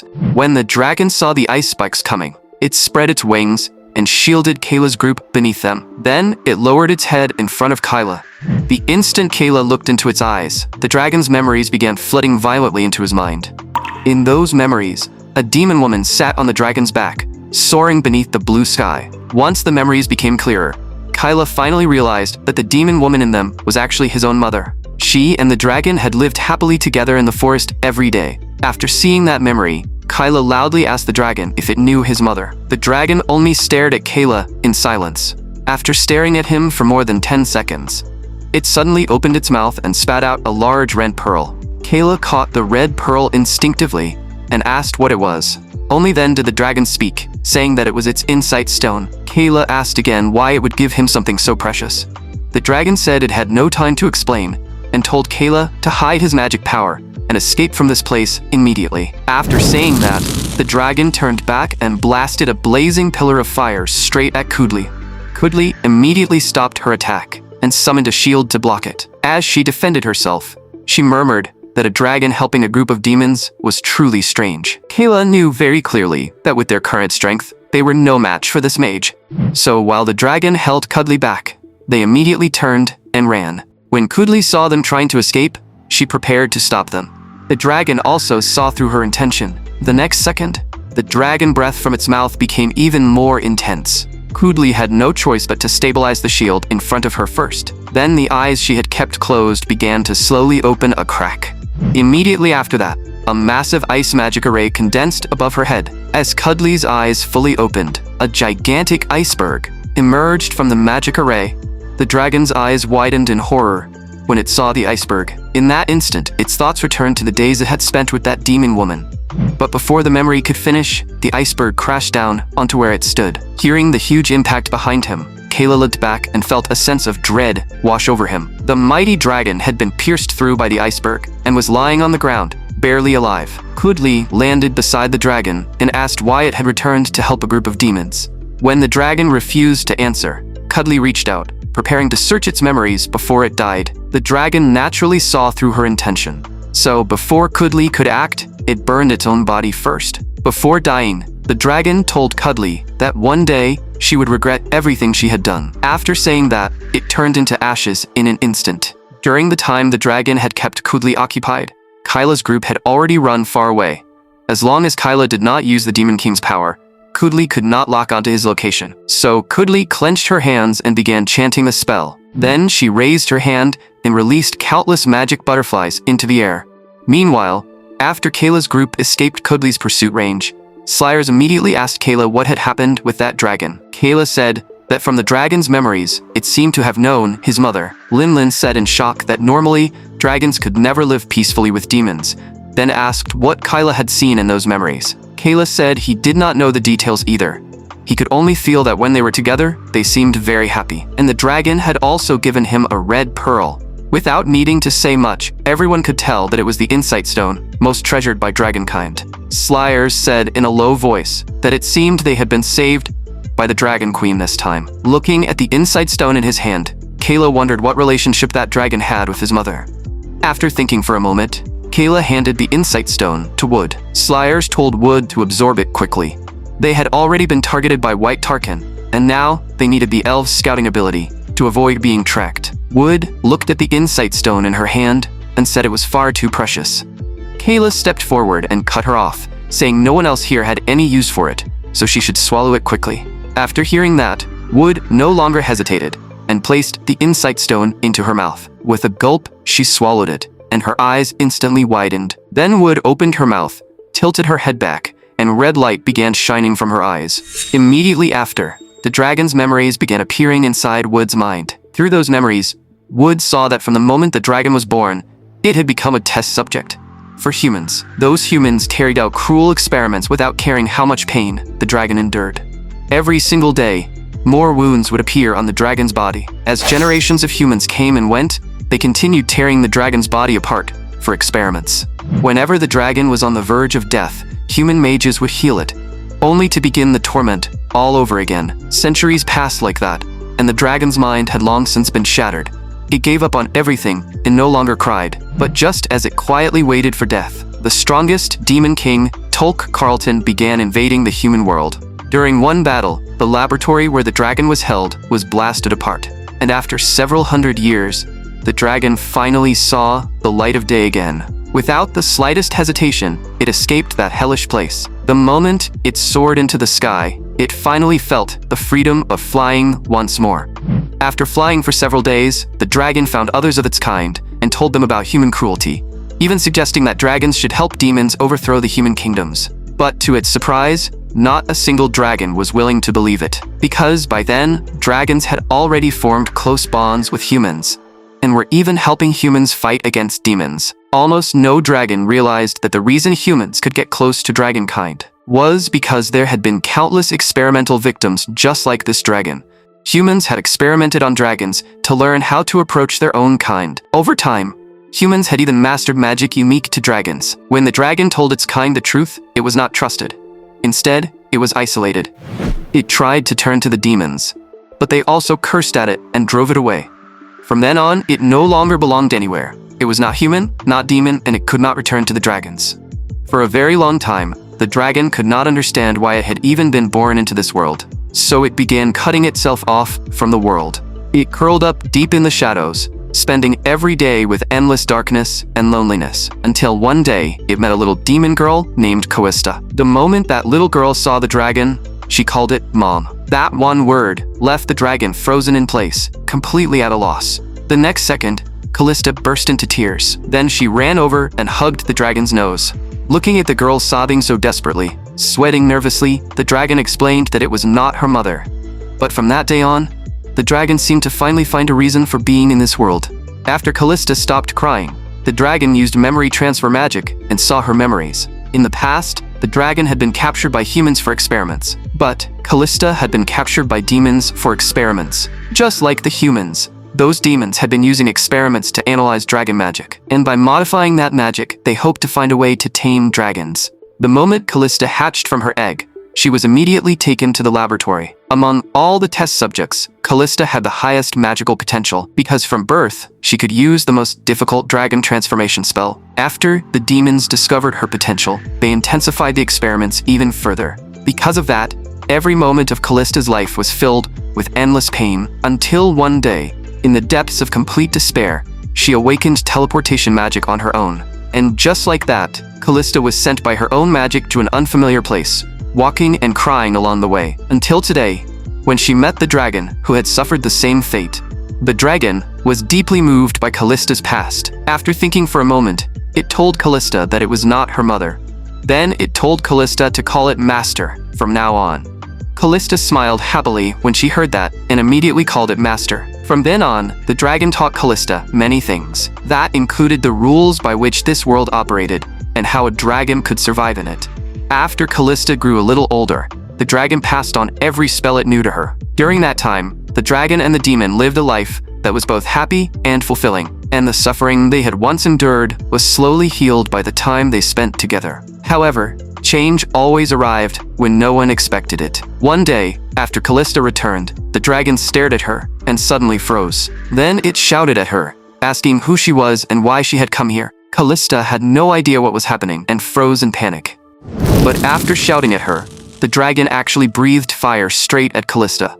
That terrified Callista, and she dodged again and again. Normally, dragons were extremely long-lived creatures, but because this dragon had endured too many cruel experiments in its early years, its lifespan had been greatly shortened. Because of that, it could not live as long as other dragons, and its body gradually began showing symptoms of intermittent memory loss.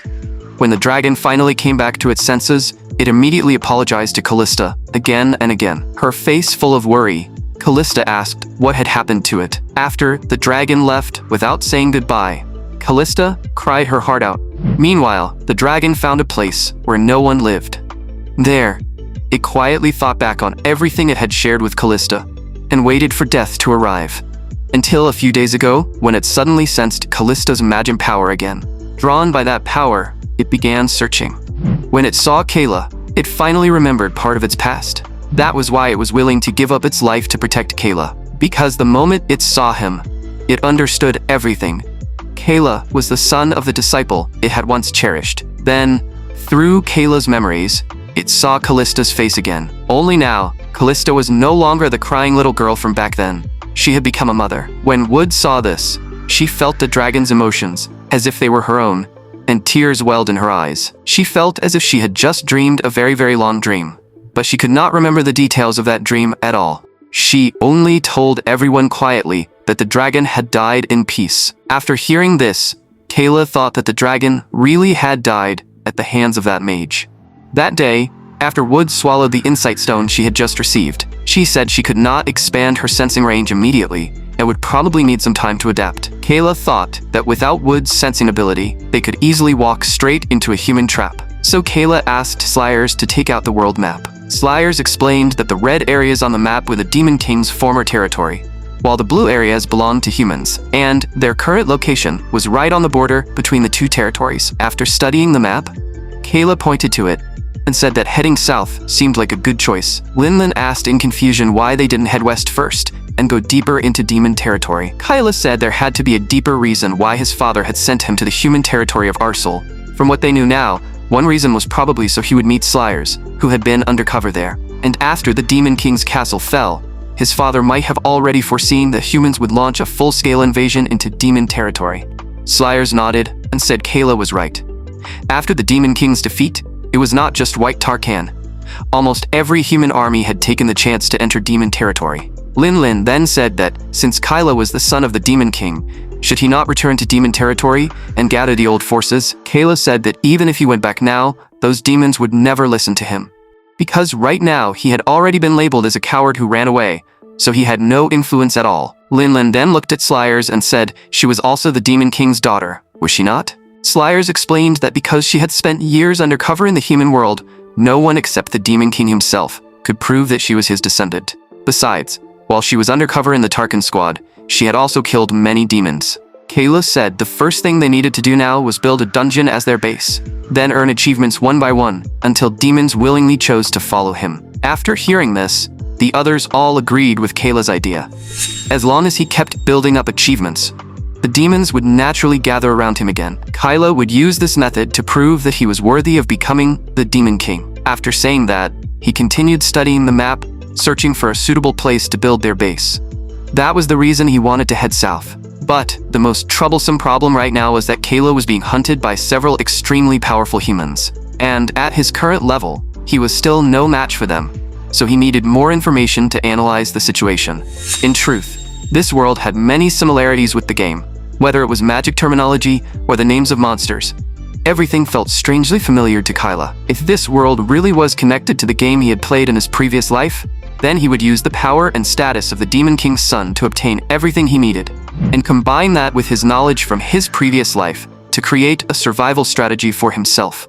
Meanwhile, a fierce battle had erupted inside a certain village. The demons there begged for mercy while shouting that they were willing to side with the humans. But before one of them could finish speaking, a massive creature swallowed him whole. And the one commanding that giant creature was D-Day, one of the members of the Tarkin squad. The village chief rushed over and cursed them furiously, shouting that these demons had already surrendered, so why were they still being exterminated? But before he could finish, Audrea gripped her giant axe and split him in half with one swing. After every demon in the village had been wiped out, Karka stood up and reported to their captain. When he turned his head, he saw Cuddly's projection appear in front of the captain, telling him that a dragon had protected Kyla's group and helped them escape.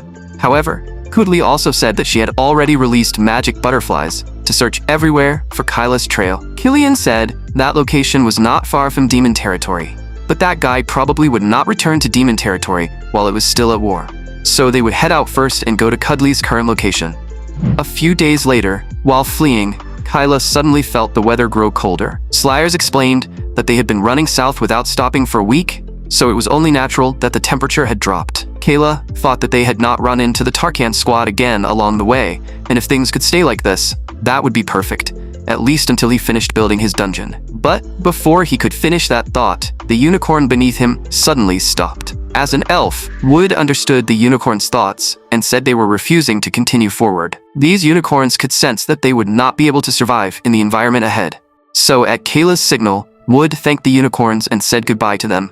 After the unicorns left, Linlin shivered uncontrollably from the cold, complaining that in weather like this, both humans and demons would have a hard time surviving. Kayla said that was exactly why this place was perfect. Not far away, the unicorns were on their way back, and they happened to be spotted by one of Cuddly's magic butterflies. Cuddly thought that unicorns were naturally afraid of the cold, so why had they come back from the south? And why were there exactly 4 of them? After Kayla's group walked for a while, they saw an isolated island ahead. Kayla thought the place looked good, so he asked Wood if she could check whether there were any people or monsters on the island. Wood said her mind's eye only reacted to nature and could not directly detect living beings. Slayers saw a battered old boat by the shore and judged that no one had gone to the island for quite some time. After that, Slayers used magic to start the old boat, carrying everyone toward the island. The distance from the shore to the island was roughly 200 meters. It was not far, but the water was very deep, and the waves were fierce. And, judging by the terrain, if anyone invaded the island, they would be easy to detect in advance. After searching for a while, Kyla's group discovered a large cave. Before entering, Kayla had Slayers cast illusion magic over the cave entrance. That way, from the outside, this place would look like an ordinary mountainside. Not long after entering the cave, the group came across a fork in the path. Seeing this, Kayla asked Wood to scout what lay ahead. Wood said there was a narrow passage on both the left and right sides. After passing through them, each path led into a wide room, and then the passages narrowed again. At the end, the 2 paths merged into a larger space, and deeper inside, there was an even more hidden chamber. As she spoke, Wood drew the route she had sensed on the ground. After thinking it over, Kayla decided they should split into 2 groups, explore both passages, and meet up again in the central area. The moment Slayers heard that, she grabbed Kayla and said she wanted to go with him. Linlin saw this and quickly grabbed Kyla too, saying she also wanted to go with him. Then, she turned back and explained that danger might appear ahead, so the 2 strongest members should split up. Slayers thought that made sense, so she went with Wood into the other passage. After entering the passage, Wood noticed small points of light flickering inside. She looked up and realized the light was coming from several stones. Slayers explained that these stones were called light stones, created by combining ice magic and light magic. Since they were still glowing now, they had to have been made by an extremely skilled mage.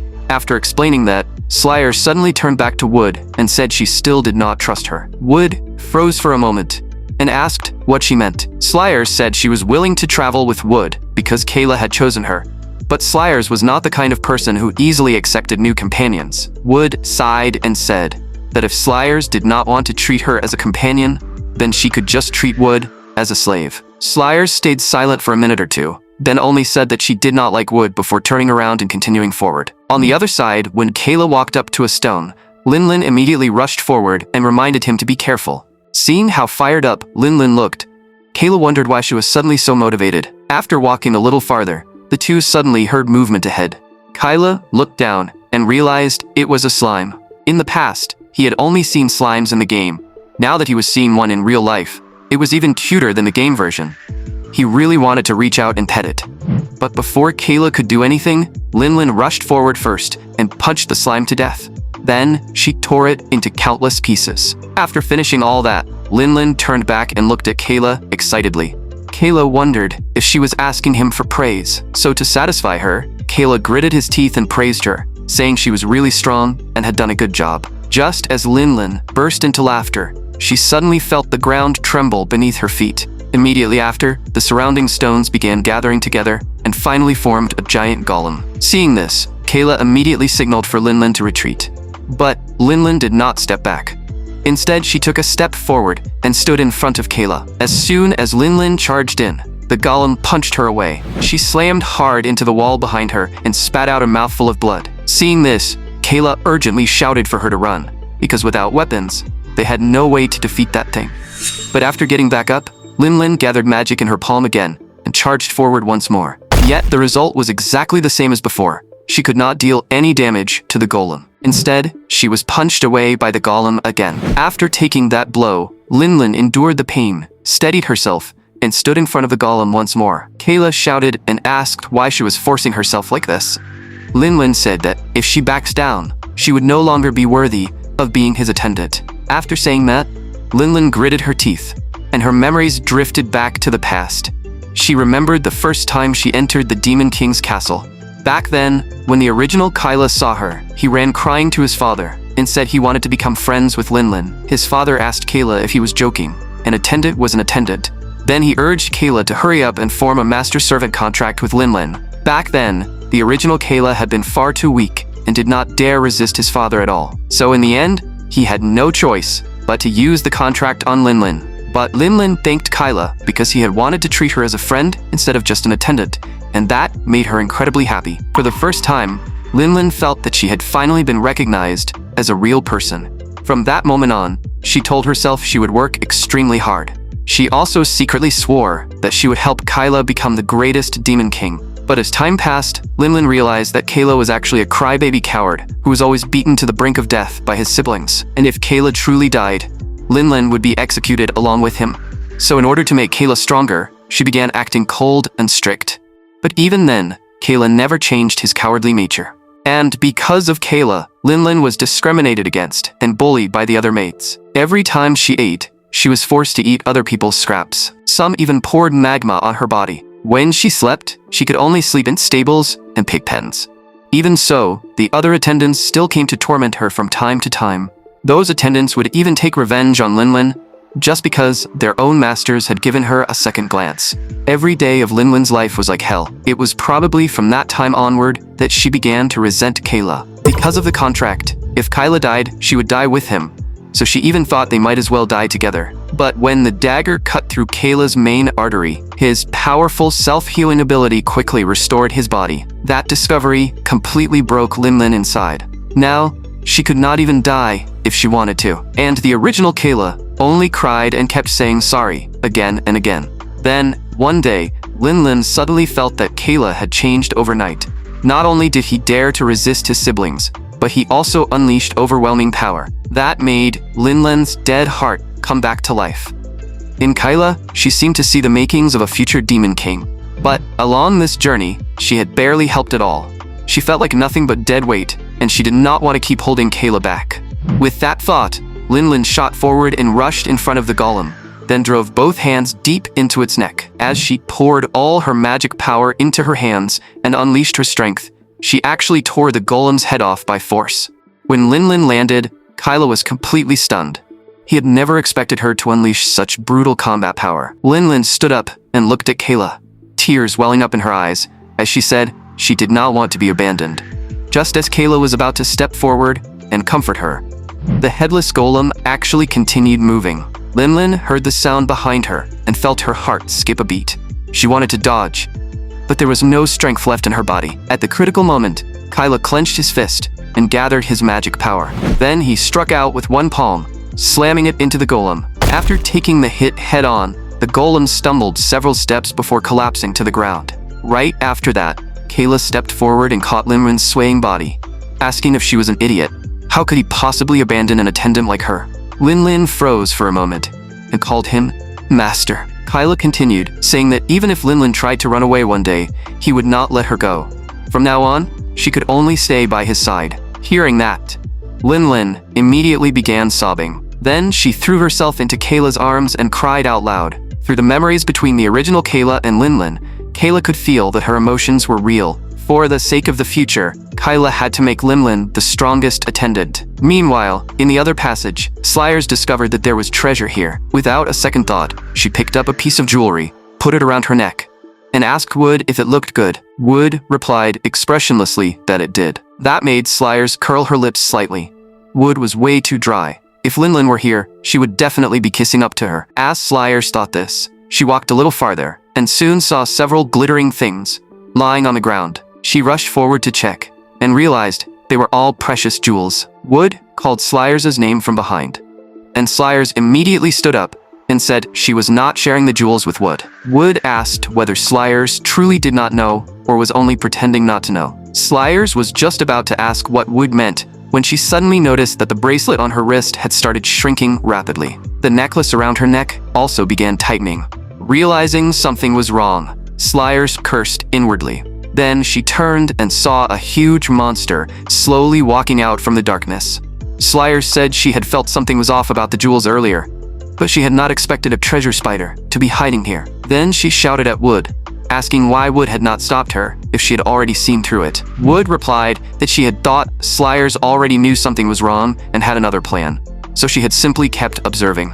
After saying that, Wood summoned vines first and blocked the treasure spider's attack. Slyers thought that normally, this kind of monster would be nothing to her, but now she had been careless. Her hands were bound, and she could not even take out her staff. With no other choice, she could only place her hopes on Wood for now. With that in mind, Slyers shouted that she had only pretended to be caught to test Wood. Now that Slyers was trapped, what would Wood do? She told Wood to go all out and pass this trial. Wood heard this and stepped forward, drawing the dagger at her waist. She came up to Slyers and struck the bracelet with a sharp clang. Slyers immediately reminded her that items created by a treasure spider could not be destroyed through ordinary physical methods. Just as Wood stared at the bracelet and tried to think of another solution, the treasure spider opened its mouth and spat out a large amount of green slime. Wood did not dare hesitate.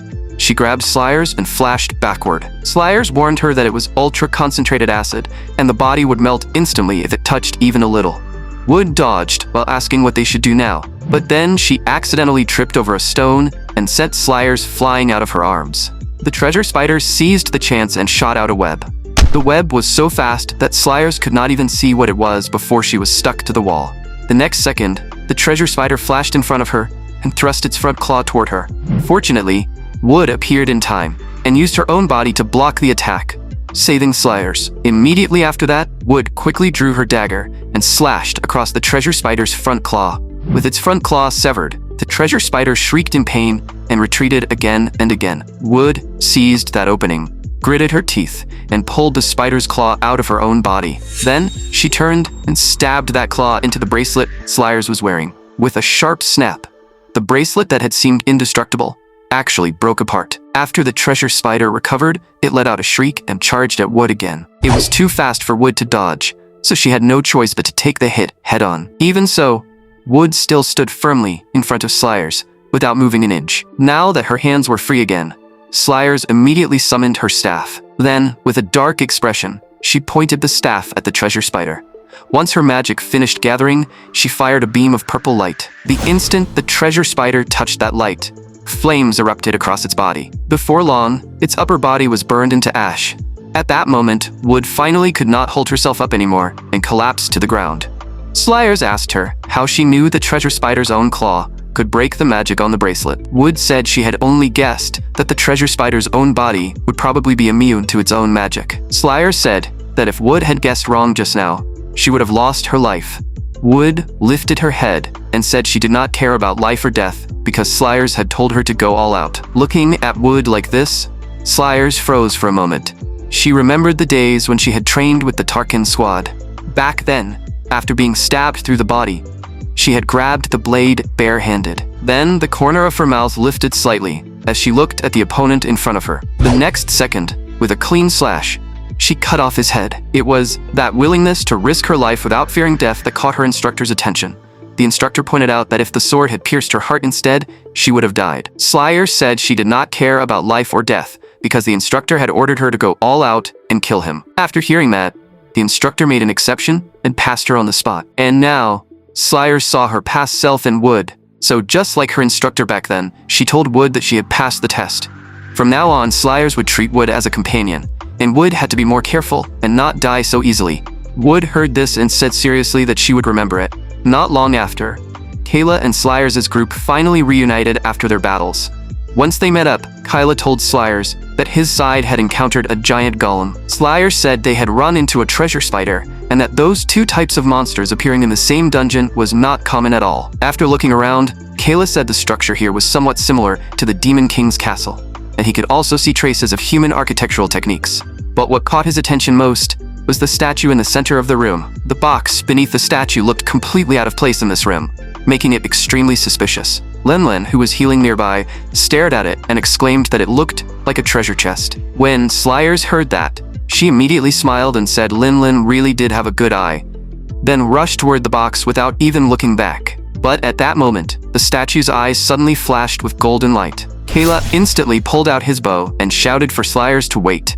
Seeing that it was already too late, Kayla did not hesitate and fired an arrow immediately. At the same time, 2 laser beams shot out from the statue's eyes.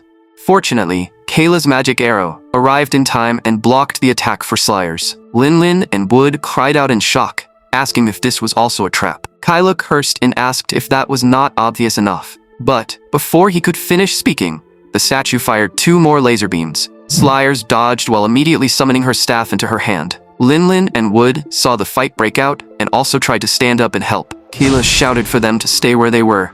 They had not recovered yet, and coming over now would only get in the way. After hearing that, Wood obediently sat back down and continued healing. Linlin turned and snapped at her, asking if she was really not going to help. Wood replied that she had received an order from Slayers not to die easily, so she would follow Kayla's instructions and focus on recovering. Linlin realized she had no way to argue, and could only sit back down to keep recovering. Meanwhile, after firing several magic arrows in a row, Kayla shouted for Slayers to attack the statue's main body while he drew its attention. As soon as Kayla finished speaking, several arrows shot toward the statue, but they were all blocked by its barrier. Slayers also swung her staff and released fireball magic. But while the statue blocked their magical attacks, it fired lasers from its eyes again. Slayers cried out that this statue was using barrier magic and attack magic at the same time. Kayla frowned and said there was no way an ordinary statue could cast multiple spells like that. Slayers kept attacking while analyzing the situation.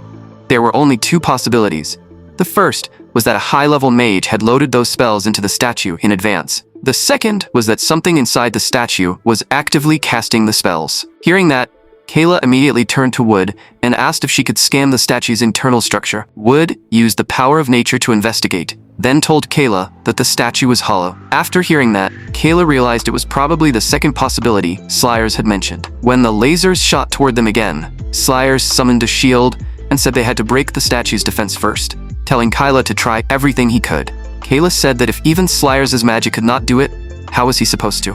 While they were talking, several stone figures suddenly leapt out from the walls, and on Slayers' side, an even larger treasure spider appeared. The next second, Slayers raised her staff and released purple fire. But when the flames touched the spider, it didn't even leave a scratch. Seeing that purple fire had no effect, Slayers immediately realized that the monster in front of her had to be the treasure spider mother. Taking advantage of her brief hesitation, the treasure spider mother quickly swung its front claws and attacked her. While dodging, Slayers thought that if this were not such an enclosed space, she would have wiped all these things out with wide-range magic long ago. Kayla was not doing much better either. The stone figures kept forcing him back. If he used the Demon King's power now, he could easily deal with them. But if he did that, the Tarkin squad hunting them would immediately detect his location.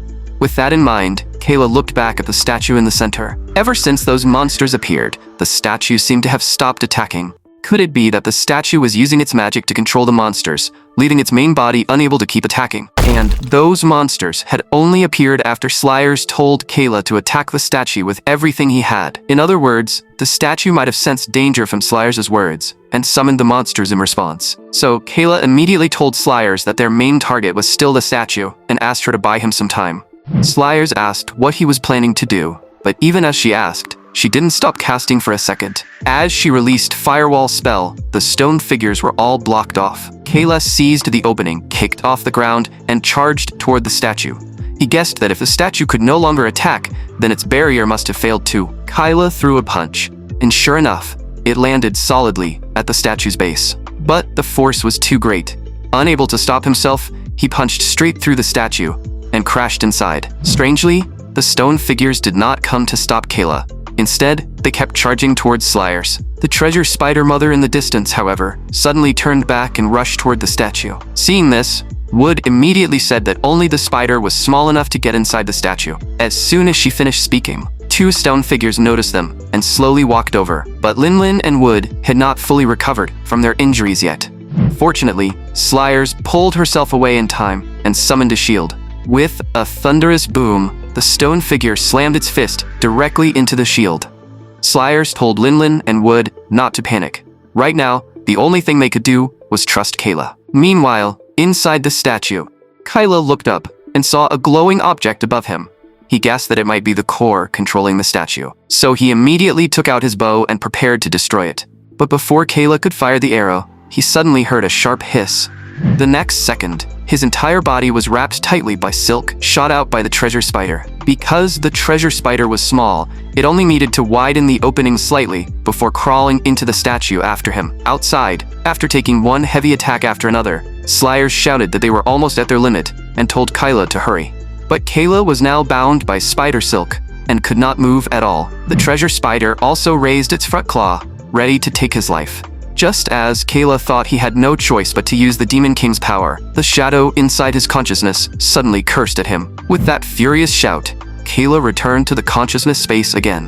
The moment the shadow saw him, it pointed at him angrily and asked why he was letting such a weak monster devour him. Kayla roared back, asking why it had only appeared now when he had nearly died moments ago. The shadow called him an idiot and asked why he was not using the power of subjugation, saying that no matter how weak Kayla was, he was still capable of controlling a monster of this level. Kayla froze for a moment and asked if it meant the master-servant contract he had made with Linlin when he was a child. The shadow immediately retorted, "Of course not, idiot." Hearing it insult him again, Kayla snapped back at it.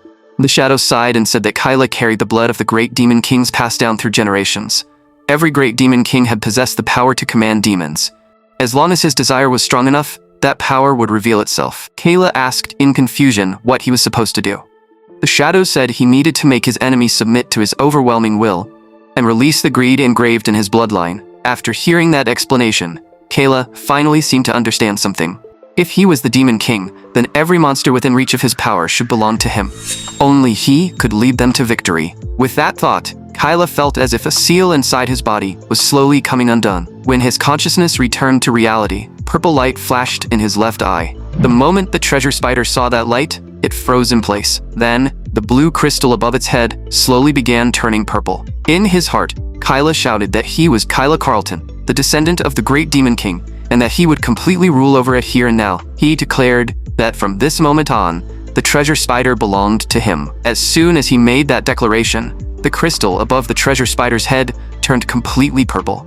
Its front claw, which had been suspended in midair, also stopped moving. At the same time, a slot-like interface appeared in front of Kayla, and the treasure spider appeared in the first slot. After observing it for a moment, Kayla realized that this thing looked just like an inventory from a game, and now, he could clearly feel that the treasure spider completely obeyed his commands. It belonged to Kayla now. Outside, just as Slayer's barrier was about to shatter, Kayla controlled the treasure spider and made it rush toward the top level of the statue. Seeing that time was running out, Kayla leapt forward and arrived directly in front of the blue energy body. Then he used his demon control ability on the energy body as well. The next second, the crystal above the energy body also began slowly turning purple. Soon, just like the treasure spider, it became Kayla's subordinate.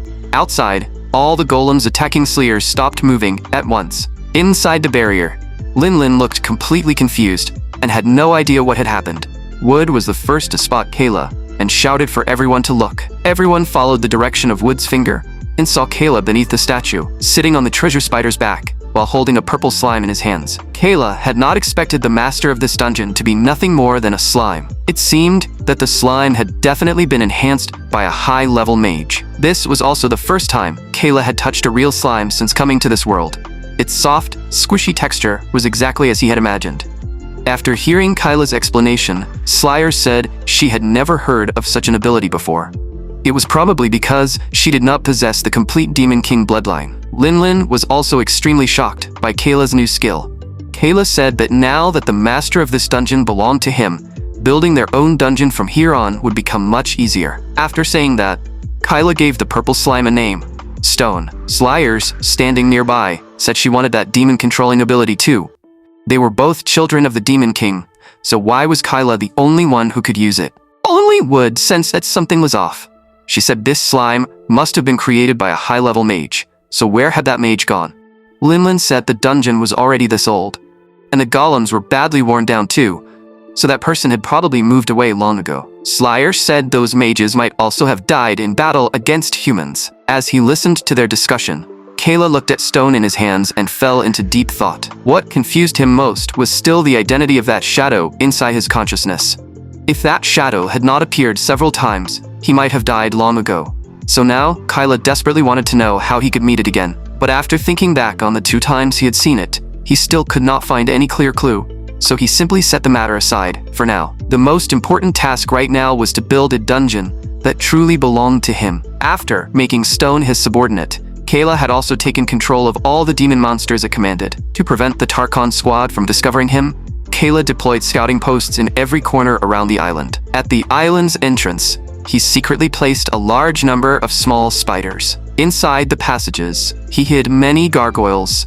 As for the larger golems and the treasure spider mother, Kayla temporarily left them in the main hall. After arranging all of this, Kayla walked to the large chest beneath the statue. When he opened the chest, he took out 2 daggers and handed them to Linlin. Slayers said these weapons could make demon power more condensed and much stronger. That meant Linlin would no longer need to coat her bare hands with demon power when fighting. If she could master these 2 daggers, her combat power would rise to a completely new level. After hearing this, Linlin secretly made up her mind to practice hard, so she could protect Kayla and keep him safe from humans. Next, Wood took a shield out of the chest. Linlin glanced at it and said it was just an old wooden shield.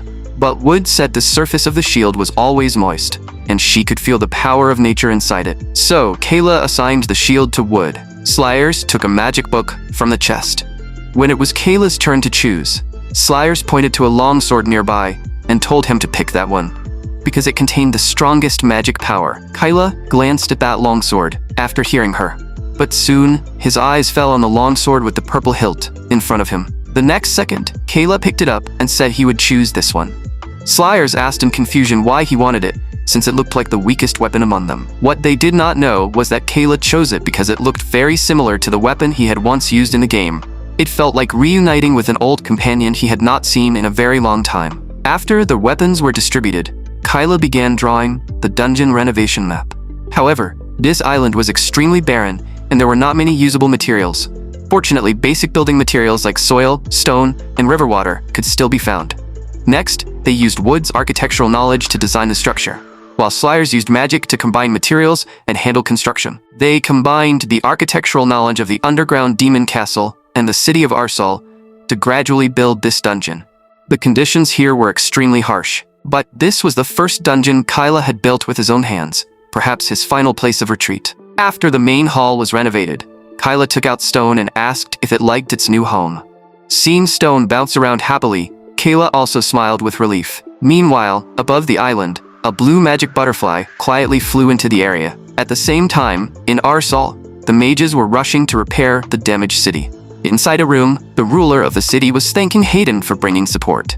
But Hayden said this was not the time for polite words. Who could have imagined that Arsal, a direct state of Terulia, would fall into such disgrace? The ruler quickly apologized and explained that everyone had been immersed in the festive celebration that day. But before he could finish, Hayden angrily cut him off. Hayden said Arsal was a kingdom known for magic, yet it had been reduced to this state by a traitor and the Demon King's weakest son. Then, Hayden ordered them to immediately gather the strongest elemental mages. The king himself would grant them Teruya enhancement stones, and Hayden would personally train these enhanced mages.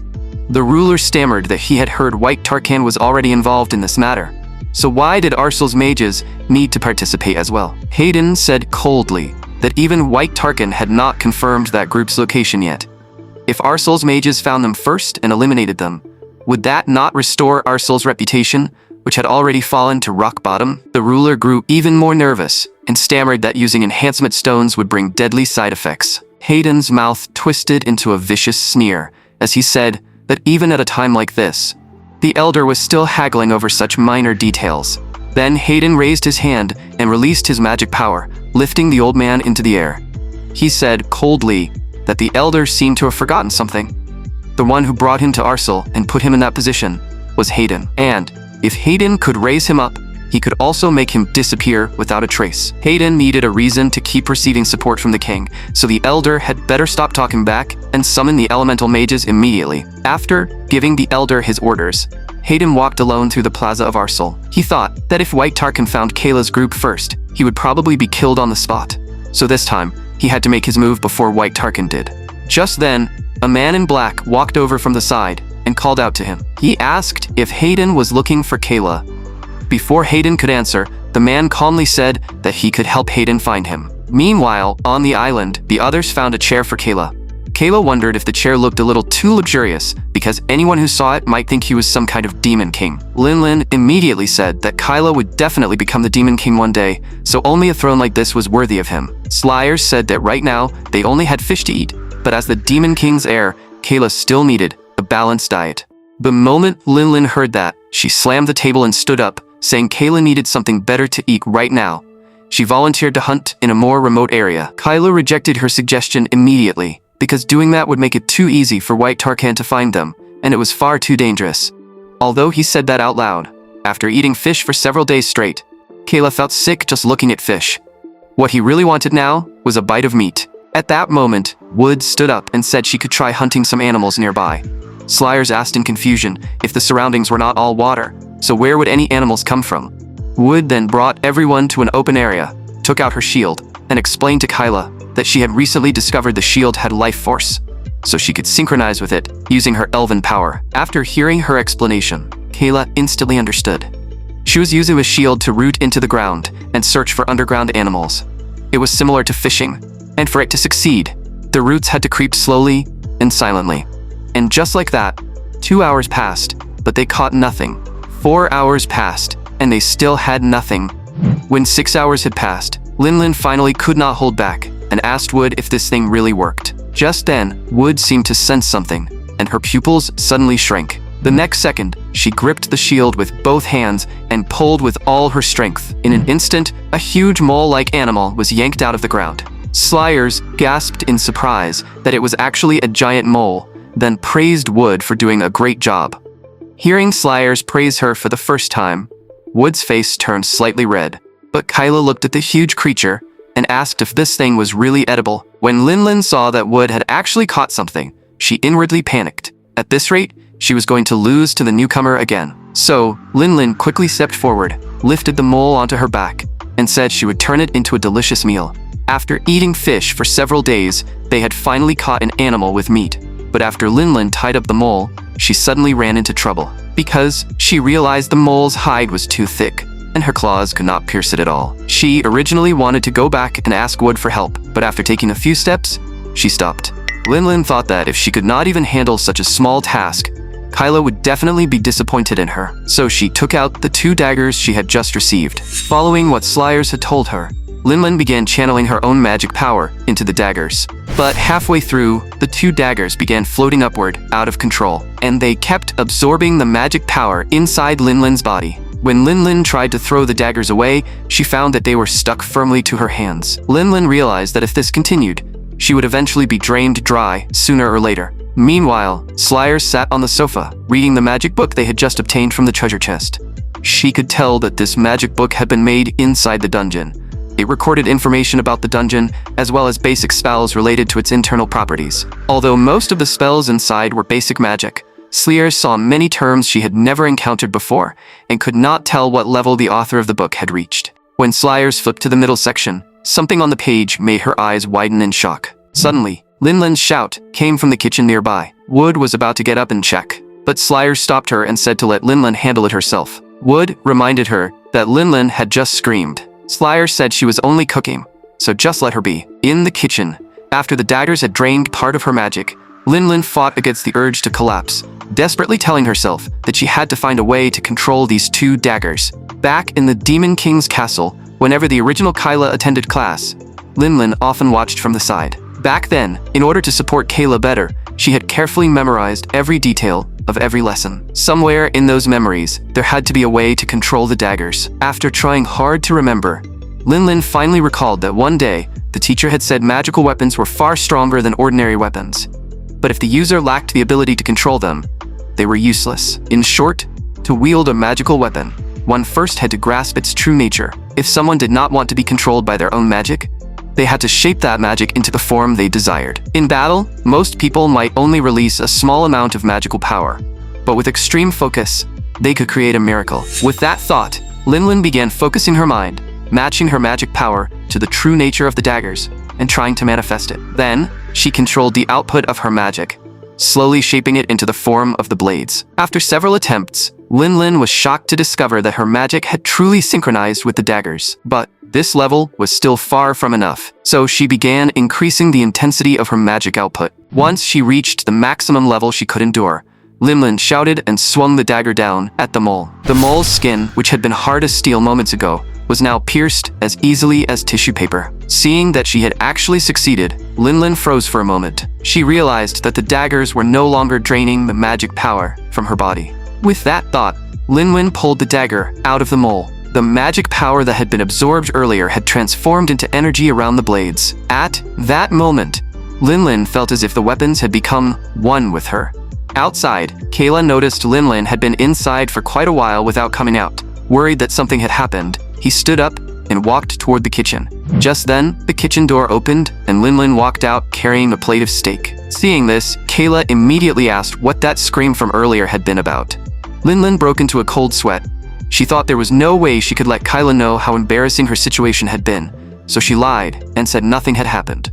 Slyers noted that Linlin had been 10 times faster than she had expected, then asked if Linlin had some special talent for controlling sword aura. Linlin froze and asked what Slyers meant. Slyers raised the magic book and said it contained records about this type of mole. The creature's skin was extremely tough. According to the book, it was almost invincible underground, and only a swordsman capable of wielding powerful sword aura could cut through its hide. Linlin was shocked and said that she had indeed felt the mole's skin was like steel. Wood also stepped forward and praised Linlin, saying she was truly amazing. Kyla reached out and touched Linlin's cheek, praising her for doing a great job and saying he would enjoy the meal properly. Those words instantly made Linlin blush deeply.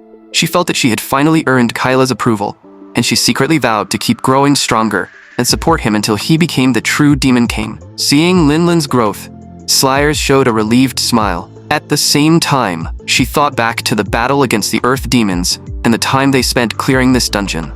Back then, she had barely helped at all, and the fact that the terrain prevented her from using wide-range magic could not be an excuse. So she needed to learn powerful magic that could be used in any situation. In the days that followed, Slyers shut herself away and studied new magic desperately.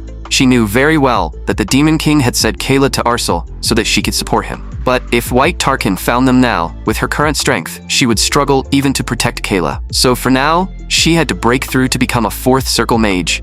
After all, Kudli, who had hunted them earlier, had most likely already reached the sixth circle. With that thought, Slyers took out a piece of earth ore. The Earth Demons had previously consumed this very thing to increase their strength at the cost of their lifespan. And in order to grow stronger in a short time and complete the mission the Demon King had entrusted to her, Slyers decided to eat it as well. But just then, the magic book beside her suddenly emitted a brilliant golden light. Slyers sensed something strange and turned to look. Her eyes widened instantly, because the magic book had begun flipping its own pages. Before she could react, the golden light inside the book began resonating with the magic power around her. 2.5 seconds later, that golden light condensed into glowing characters. Slyers looked closely and realized these were the very characters in the book that she had been unable to understand. Immediately after that, a pillar of light shot out from the golden characters. In the blink of an eye, it rushed towards Slyers' lower abdomen. At such close range, Slyers had no time to dodge. The instant the golden light struck her, her consciousness entered a vast void. Just as Slyers looked around in confusion, wondering where she was, a black-clad witch suddenly appeared behind her and said that Slayers possessed the Demon King's power, and through cycles of reincarnation, she had finally arrived here. Slayers guessed that perhaps she had inherited part of her Demon King father's magic power, which was why the magic book had reacted. So she asked who the witch was and whether she had followed Demon King Hell. The black-clad witch said no. Slayers then asked why the magic book had reacted to the Demon King's magic power. The witch answered that she had once served Tulk, the one true god of this world. Slayers gasped in disbelief, asking if Tulk was not the former Demon King. After all, he had once been known as the strongest being on the continent. The black-clad witch looked at the stunned Slayers and said that this meeting might be the will of fate. She had been waiting here for countless years. After taking a moment to calm herself, Slayers asked if this dungeon had been built by Tulk. The witch said that they had once traveled through many places and left dungeons behind in each of them, so that those who came later could experience true enlightenment. Hearing this, Slayers instantly understood that their arrival at this dungeon had not been a coincidence. So she asked the witch to travel with them and lend them her strength, then told her that the current Demon King, Hell, had already been slain in battle. The witch said that she was not a real living being right now. She was only a remnant magic activated by specific conditions, so she could only help the person who had awakened her. Hearing that, Slayers immediately asked how she could become stronger. Only by becoming strong enough could she protect Kayla, the descendant of Tulk. The witch first said she liked Slayers' direct request. Although she could help, a mage who wanted to break through the circles ultimately had to rely on herself. The method: allow the agony of death to tear through every inch of her body. Only those who endured it could forge reincarnation. Hearing this, Slayers immediately knelt and begged for the opportunity. The witch continued, saying that once it began, the pain would last as long as 14 years in the real world. If Slayers could not endure it midway, she would die. When Slayers heard the word death, her brow tightened slightly. But the next second, she thought of Demon King Hell and Kayla. So she shouted that if she could not protect the Demon King's heir now, then her existence had already lost all meaning. After saying that, Slayers told the witch to begin. The witch slowly raised her hand and formed a magic array, saying good.